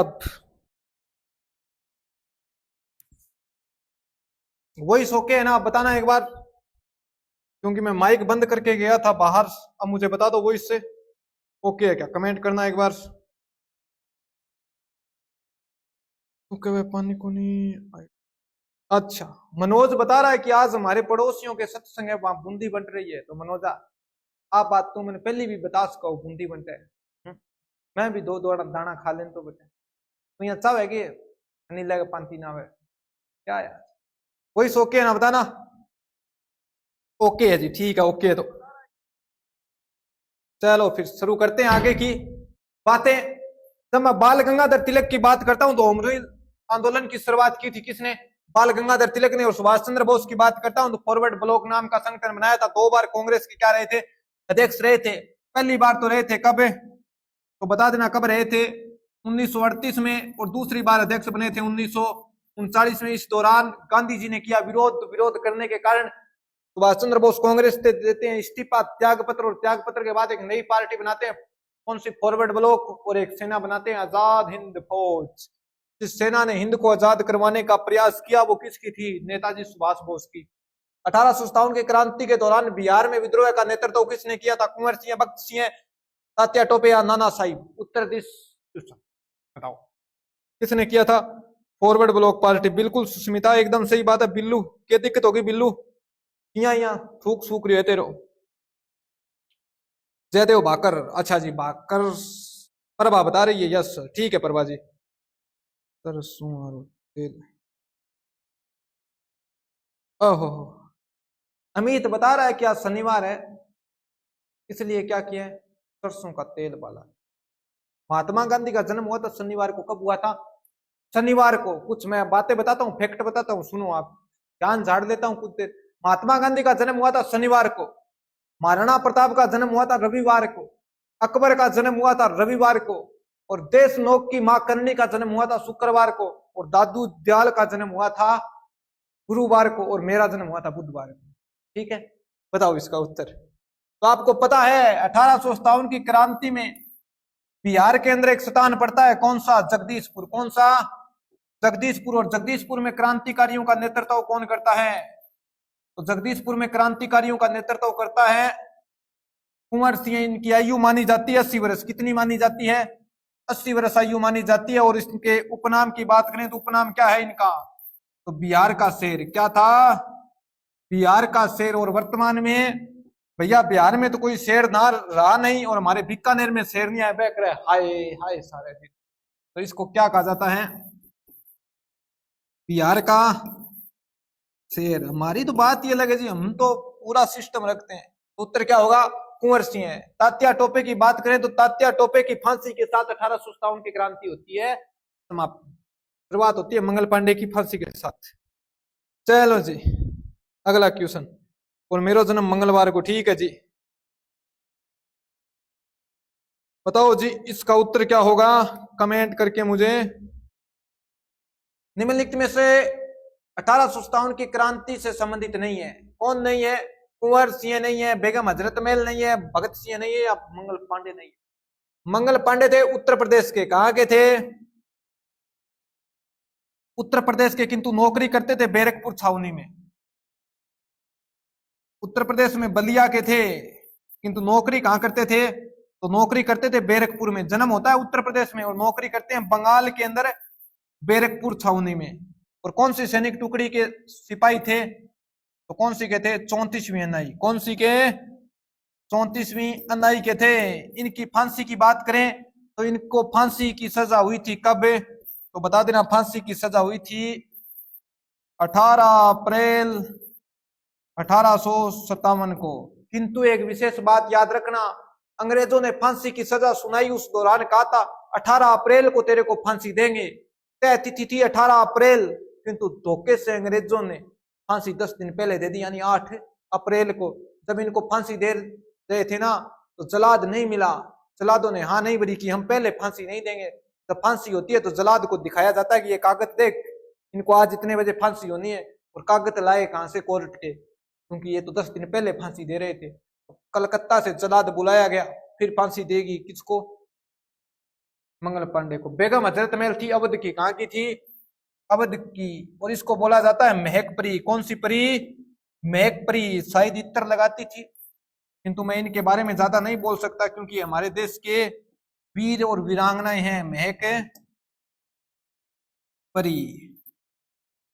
जब मैं भगत सिंह की बात करता हूं तो जन्म होता है 1907 में और फांसी हो जाती है 1931 में। जन्म हुआ था लाहौर के बंगा में। कहा हुआ था? लाहौर के अंदर एक छोटा सा बंगा गांव था, वहां जन्म हुआ था।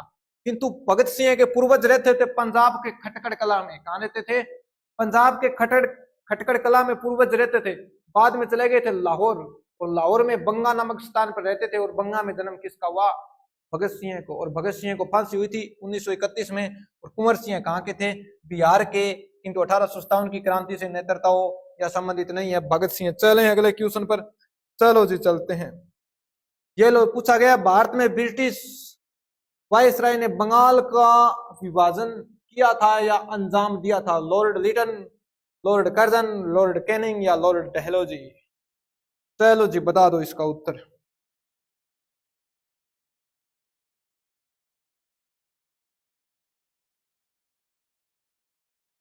लक्ष्मीबाई महलपुरी, बिल्कुल जी। सपना की बात एकदम सही है। लक्ष्मीबाई के बचपन का नाम मणिका था और मन्नू बोला जाता था। बाद में लक्ष्मीबाई पड़ गया और वहां की महलों की रानी बनने के बाद क्या पड़ गया? कि तो इत्र लगा ले गर्मी में तो बांसिया। मनोज बता रहा है कितना इत्र लगा लो। ये बता मनोज, कहीं नागे को नहीं आराम खोर बम आवे। प्रभा बता रही है बिल्कुल प्रभा, एकदम तेरी बात सही है। बंगाल विभाजन की 3 बातें हैं, तीनों की तीनों आपको याद रखनी है। कौन कौन सी? तो सुनो फिर। ये लो जी तीनों बातें।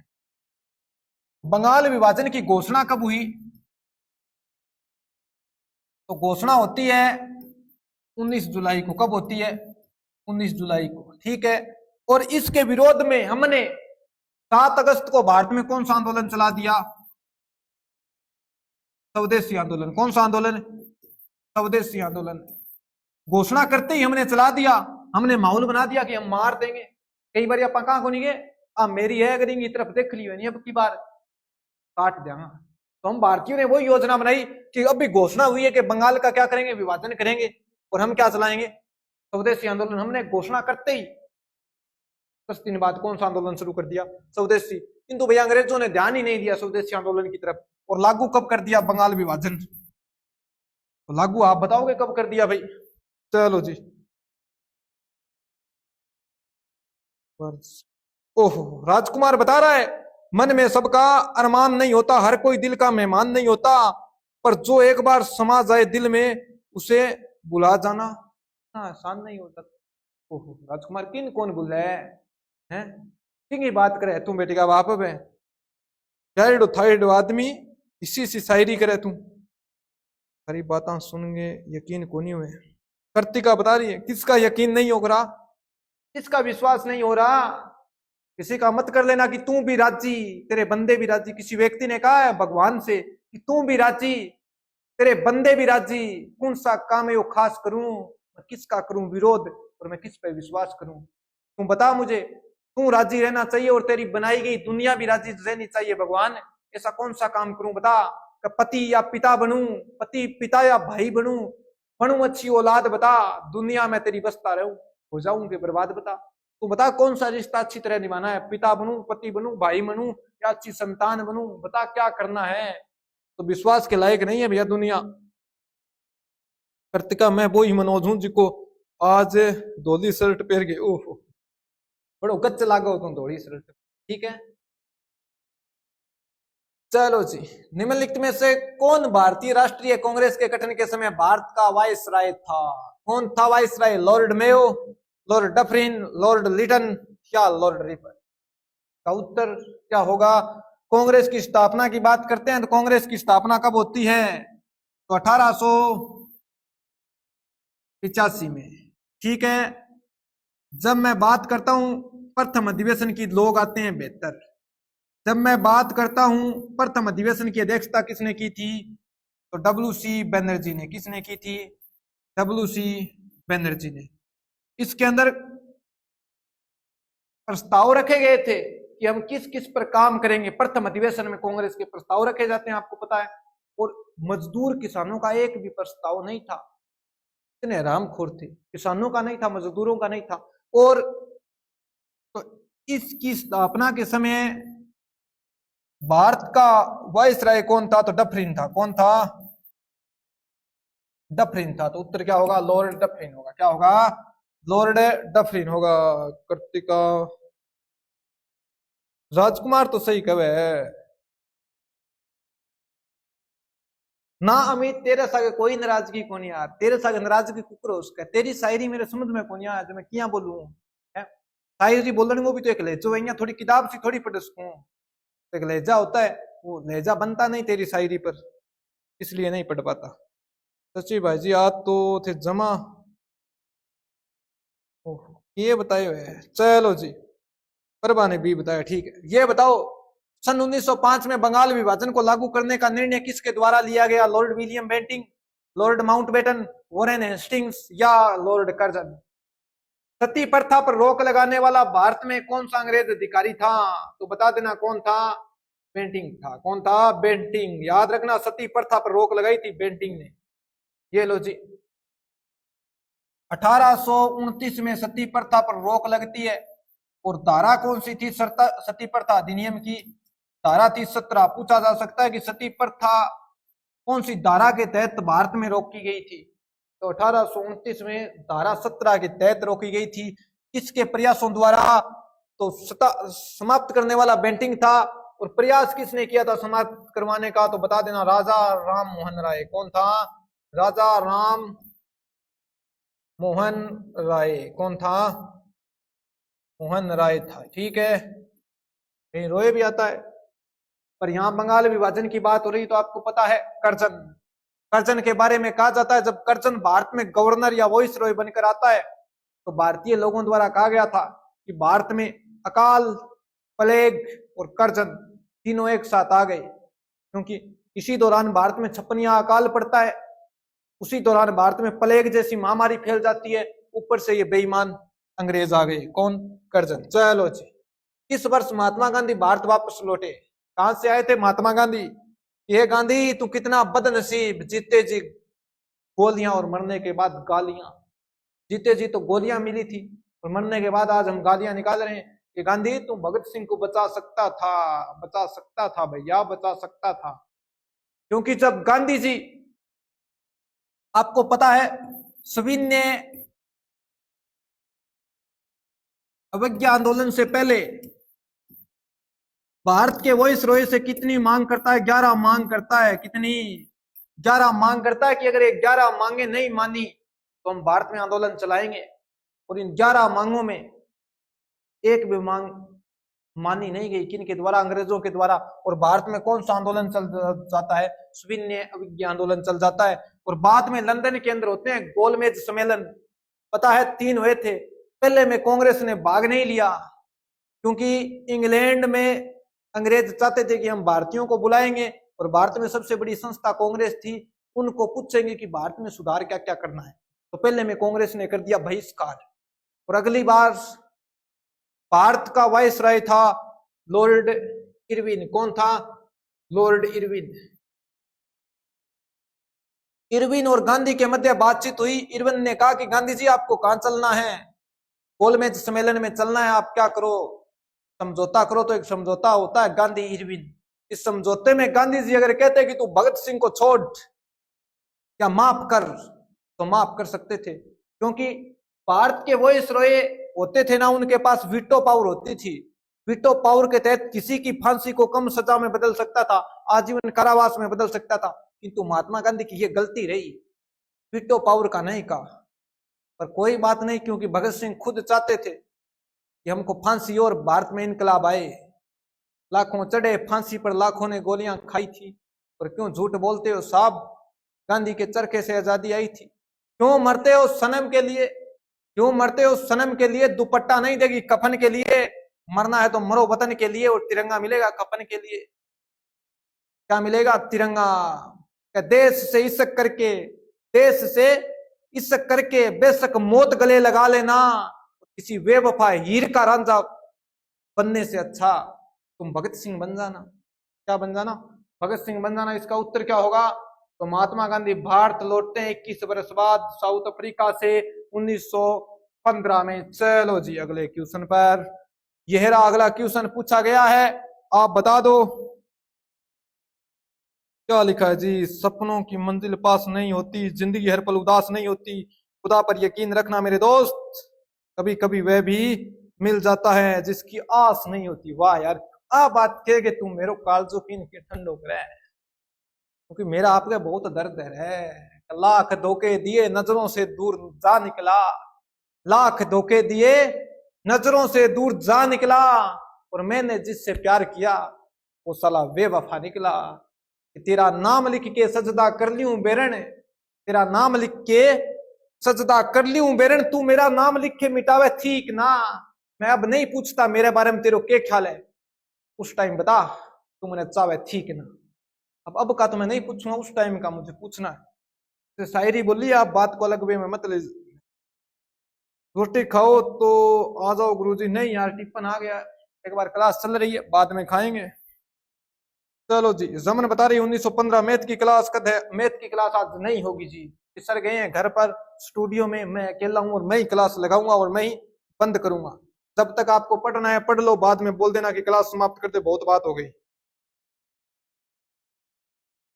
इसका उत्तर क्या होगा? महात्मा गांधी कब आए थे भारत में? 1915 में आए थे। जनवरी में आए थे, मार्च में आए थे, मई में आए थे या जुलाई में आए थे? कमेंट करके बताओ। महात्मा गांधी साउथ अफ्रीका से चलते हैं जुलाई 1914 में, और भारत कब पहुंच जाते हैं? तो जनवरी 1915 में। तो इसका उत्तर क्या होगा? जनवरी 1915 होगा। चलें अगले क्वेश्चन पर जी।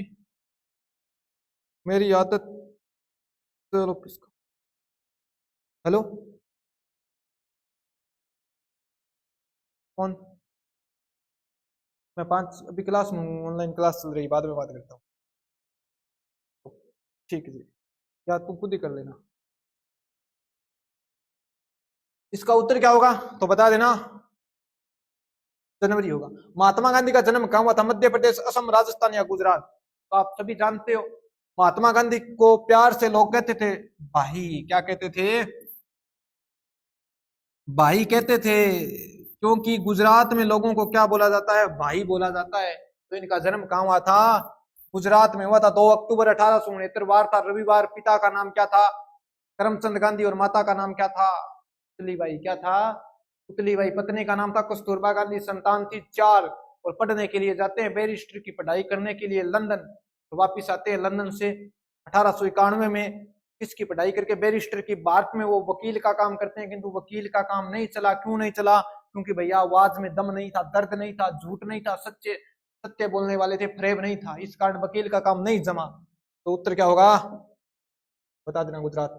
गांधी जी के सत्याग्रह का निम्नलिखित में से किन्हीं दो से जुड़ाव है? किन से दो से? ज्ञान और धर्म से, सच्चाई और अहिंसा से, सच्चाई और उदारता से, मातृभूमि के प्रति प्यार और उपनिवेशिक स्वामियों के प्रति घृणाओं को। बताना उत्तर दिस। चलो बताओ जी। 2 मिनट में आराम करता हूँ, कमेंट देख लूंगा, साथ साथ में आप इसका उत्तर बता दो। मेरी आदत है कदी बान को नहीं भरियो टेंट में किली साइड अंदर जागे जिनकर पार हो। कोई बात नहीं।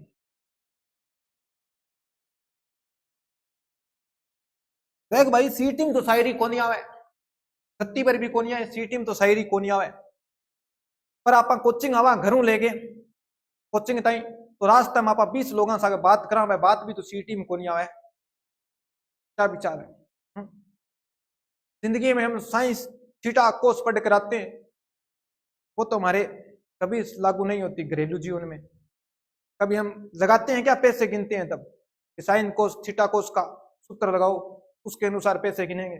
कुछ चीजें काम नहीं आती किंतु जरूरी होती है या नहीं होती? रेत होती है, काम नहीं आती, रोनी जरूरी है। खारा पानी काम नहीं आता किंतु होना जरूरी है। तो कुछ चीजें होनी जरूरी है। हमारा शरीर चल रहा है, हम चल रहे हैं, साथ में छाया चलनी जरूरी है क्या? चलनी चाहिए। अगर नहीं चलेगी तो हम कहेंगे यार ये क्या हो गया। तो कुछ चीजें जरूरी होती है भैया। शायरी तो जरूरी है। मैंने तो शायरी बोली, हरियाणा के तो पता नहीं क्या क्या बोल देते हैं। बताओ कि खोटे सिक्के कभी चले ही नहीं बाजार में, खोटे सिक्के जो कभी चले नहीं बाजार में, और कमियां निकाल रहे हो आज हमारे किरदार में। क्या बात करते हो? इसका उत्तर बताओ।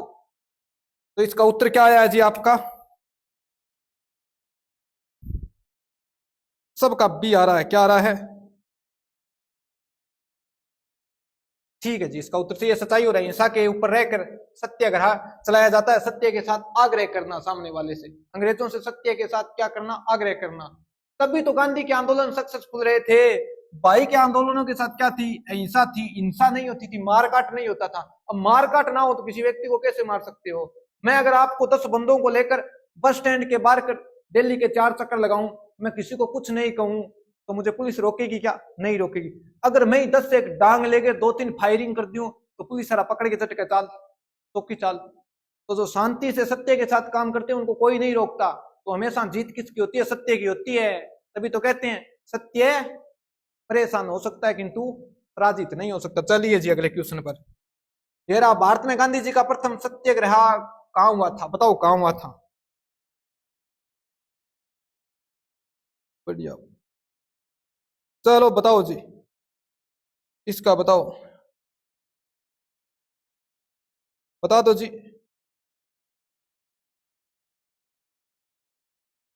ठीक है जी, मेरी सोच सही है, इसके लिए आपका धन्यवाद। आपने सही बताया, सोच सही है। अमित बता रहे हैं। हवाज सिंह पूछ रहा है हेलो रवीना, ओहो राम राम भाई। ठीक है जी। जैसे हिंदू बॉय ए बता रहा है चंपारण, खेड़ा, अहमदाबाद या इलाहाबाद। तो भारत में गांधी जी ने पहला आंदोलन कौन सा चलाया था? चंपारण चलाया था। रेणु, परवा, सुमन राजपूत, गोलू। चलो जी, उत्तर क्या होगा? चंपारण होगा। क्या होगा? चंपारण होगा। अब मैं ज्यादा बात नहीं करूंगा, सीधी डायरेक्ट क्वेश्चनों के निशान लगाऊंगा क्योंकि भैया मुझे लग चुकी है भूख। महात्मा गांधी ने किस वर्ष चंपारण सत्याग्रह आरंभ किया था? 1922, 1917, 1914 या 1927? बताओ कब किया था? तो बिहार के अंदर 3 कटिया प्रणाली के खिलाफ क्या चलाया गया था? तो ये आंदोलन चलाया गया था क्योंकि नील की खेती करवाई जाती थी खेत के 3/20 भाग पर। जैसे ये पूरा खेत है, इसके कितने भाग किए जाते थे? 20 भाग किए जाते थे। कितने? ऐसे 20 भाग किए जाते थे। मैं सीधा शॉर्टकट बता रहा हूं, ऐसे 20 भाग हो गए और 3 भाग पर क्या करवाई जाती थी? खेती करवाई जाती थी। इस कारण बोला जाता है 3 कटिया प्रणाली। और भैया नील के बागान होते हैं, उनके मालिक भैया किसानों को परेशान करते थे और अवैध वसूली करते थे। इस कारण यह आंदोलन चलाया गया था। दो कारण थे, एक तो 3 कठिया प्रणाली यानी नील की खेती करवा रहे थे, और नील बागान मालिक किसानों को अवैध वसूली के लिए जबरन तंग कर रहे थे। इस कारण कौन सा आंदोलन चला? चंपारण चला। कब चला बता देना, कब चला जी? 1917 में चला। चलो जी। अकबर के आदेश पर रामायण का फारसी अनुवाद किसने किया? बताओ। मैंने कल महाभारत पढ़ाई, उस टाइम बताया था कि महाभारत का फारसी में नाम क्या है? तो रजमनामा। क्या है? रजमनामा। और यहाँ पूछा गया फारसी में रामायण का अनुवाद किसने किया? तो रामायण के अंदर दशरथ के पुत्र राजकुमार राम का वर्णन मिलता है। तो वर्तमान में भगवान राम बन गया है। क्या बन गया है? भगवान राम। चलो जी।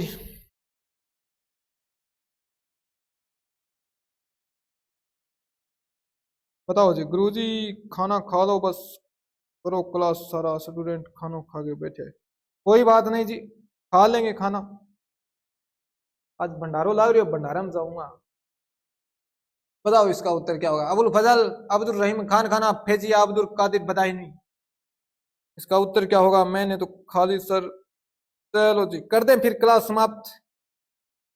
कर देते हैं। अब लंबी तो क्या करें। अब मुझे कुछ बात बता दो, अगर दोबारा लाइव आना तो मैं दोबारा आ जाऊंगा, टाइम बता दो। और बाकी सोना ही है जी। अब बताओ कुछ प्रॉब्लम, कुछ दिक्कत। और लास्ट, मैंने आपको किसी को ऑफलाइन क्लास में कुछ बुरा बोला या किसी को मजाक में कुछ बोला और आपको बुरा लगा, इसके लिए हाथ जोड़ के सॉरी बोलता हूं भैया। पता नहीं दोबारा कब ऑफलाइन क्लास लगेगी, कब मेला लगेगा, और ये मेला कहीं छूट रहा है क्योंकि तुम्हारा भाई जाएगा कल गांव। गांव से वापिस शहर कब आया जाए ये कोई कह नहीं सकते। कोई राजकुमार वाला डायलॉग कि मुझे लौटने में वक्त लग सकता है, और कितना ये नहीं कह सकते, 1 घंटा, 1 साल, 1 वर्ष या 1 दिन या 1 महीना। तो चलो अब मुझे बता दो जी क्या कमेंट आ रहे हैं आपके, देख लेता हूं मैं। फिर क्लास तो अपनी होती है समाप्त। आपने इतने दिन इतना प्यार और इतना एहसान किया हम पर, आपके इस प्यार और एहसान के हम जिंदगी भर कर्जदार रहेंगे। सही जिंदगी दो, दोबारा मिलेंगे, वरना हिंदू है हरिद्वार में तो मुलाकात हो ही जाएगी जी हमारी। खानो खा लो सर जी, फिर लगाइयो। चलो जी प्लीज ना सर, के बोला? अरे सिलेबस कंप्लीट हो गया, आऊं को करे। उसी का दौर भी आएगा जिंदगी में एक दिन, उसी का दौर भी आएगा जिंदगी में एक दिन। गम भी मिल गए थे, तमन्ना किए बिगैर। वाह यार क्या लाइनें हैं। खाना खा ले वहां, मैं भी खा लू जी। खाओ, आपको कौन रोकता है, खाओ। इस बात पर विद्रोह हो सकता है। ओहो, किस बात पर?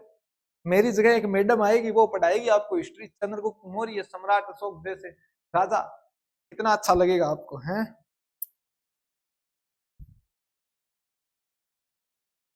चालन दो।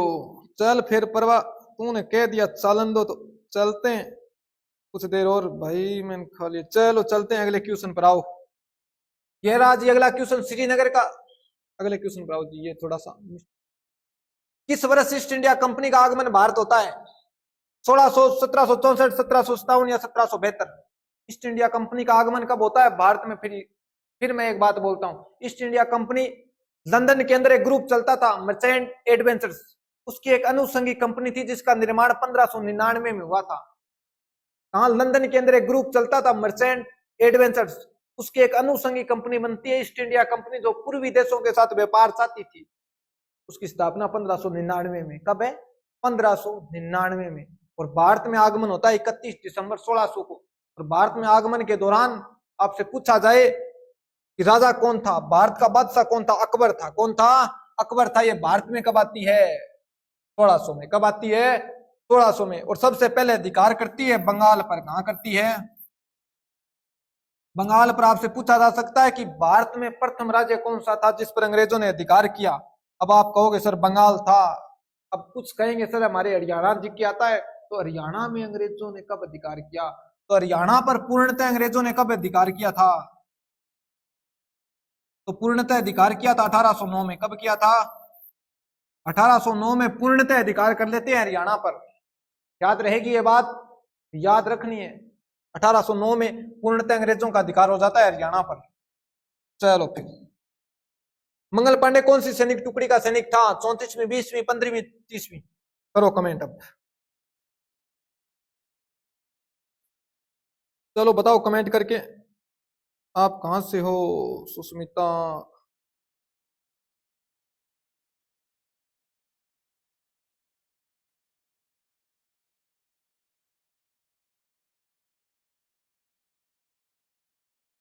बताओ जी बताओ।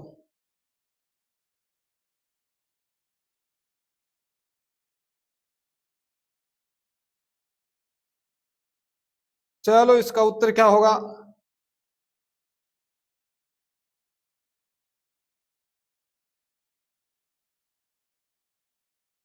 तो इसका उत्तर होगा कौन सी एनआई? 34वीं एनआई। क्या होगा?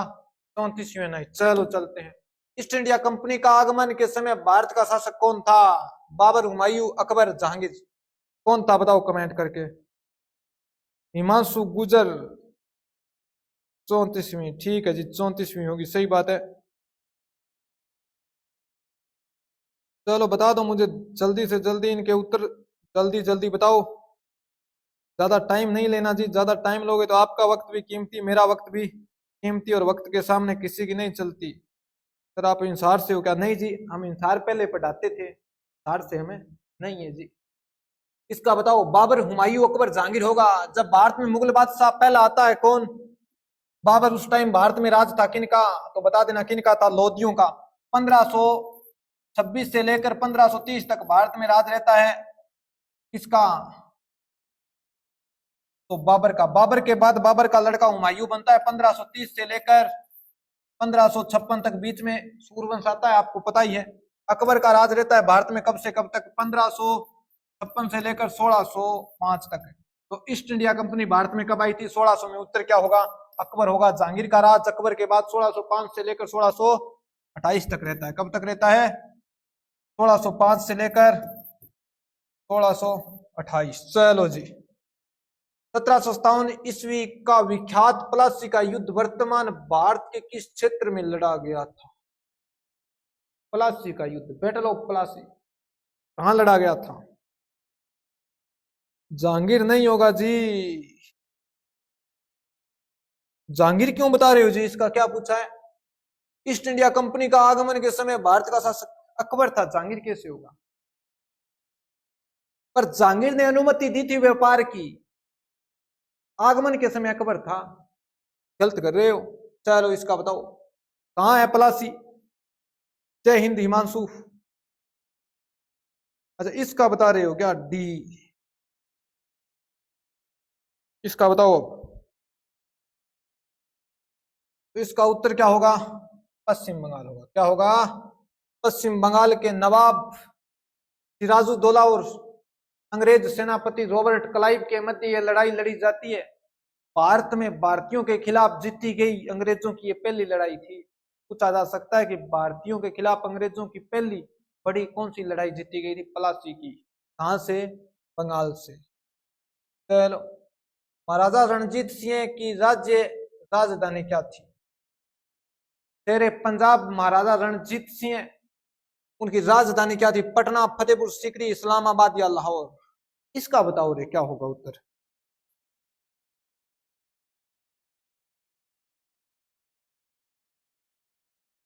बताओ इसका उत्तर क्या होगा? वेस्ट बंगाल, बिल्कुल जी, वेस्ट बंगाल होगा।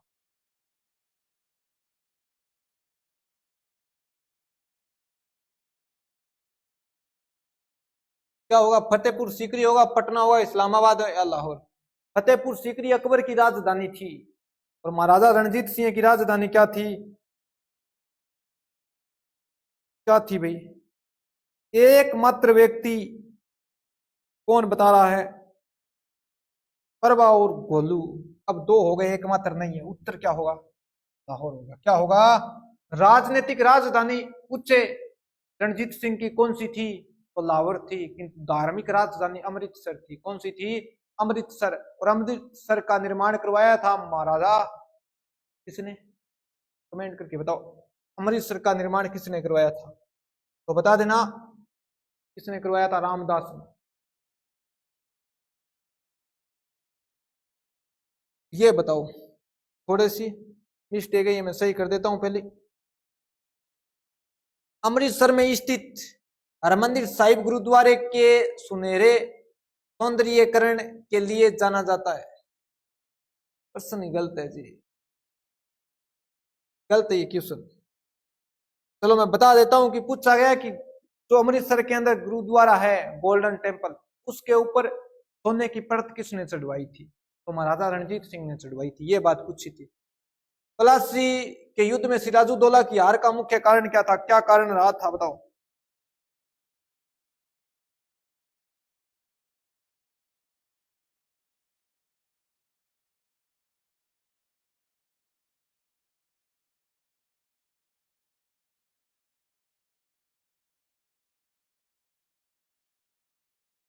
बताओ जी, इसका उत्तर क्या होगा?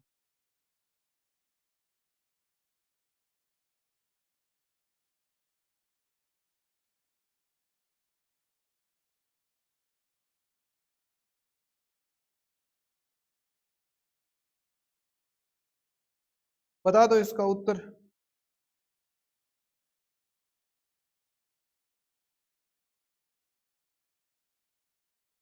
क्या लग रहा है? तो ठीक है जी, अपनी क्लास अब समाप्त करता हूं क्योंकि मैं थक चुका हूं। इसका उत्तर मैं बता देता हूं। सेनापति मीर जाफर के नेतृत्व वाली सेना ने युद्ध में भाग नहीं लिया। सिराजुद्दौला के प्रधानमंत्री ने अंग्रेजों को गलतिस्तान की, ठीक है, नहीं बात होगी। सिराजुद्दौला की सेना की खाद्य आपूर्ति बंद कर दी थी, नहीं ऐसी कोई बात नहीं थी। सिराजुद्दौला के महल में प्रवेश करने के गुप्त रास्ता का पता था, नहीं जी। इसका कारण यह था, क्या था? सेनापति मीर जाफर धोखा कर गया सिराजुद्दौला के साथ। किसी कवि की शायरी है कि कोई पलासी क्या जीतेगा, जिसमें, अब बताओ, ऐसे पलासी कोई जीतेगा जिसमें, आगे कोमा कोमा है, फिर कभी पूरी करेंगे अगली क्लास में। आप आए क्लास में, इसके लिए आपका तहे दिल से धन्यवाद। आशा और उम्मीद करता हूं आने वाली 27 तारीख को आपकी सीटी अच्छी और जॉब लग जाओ।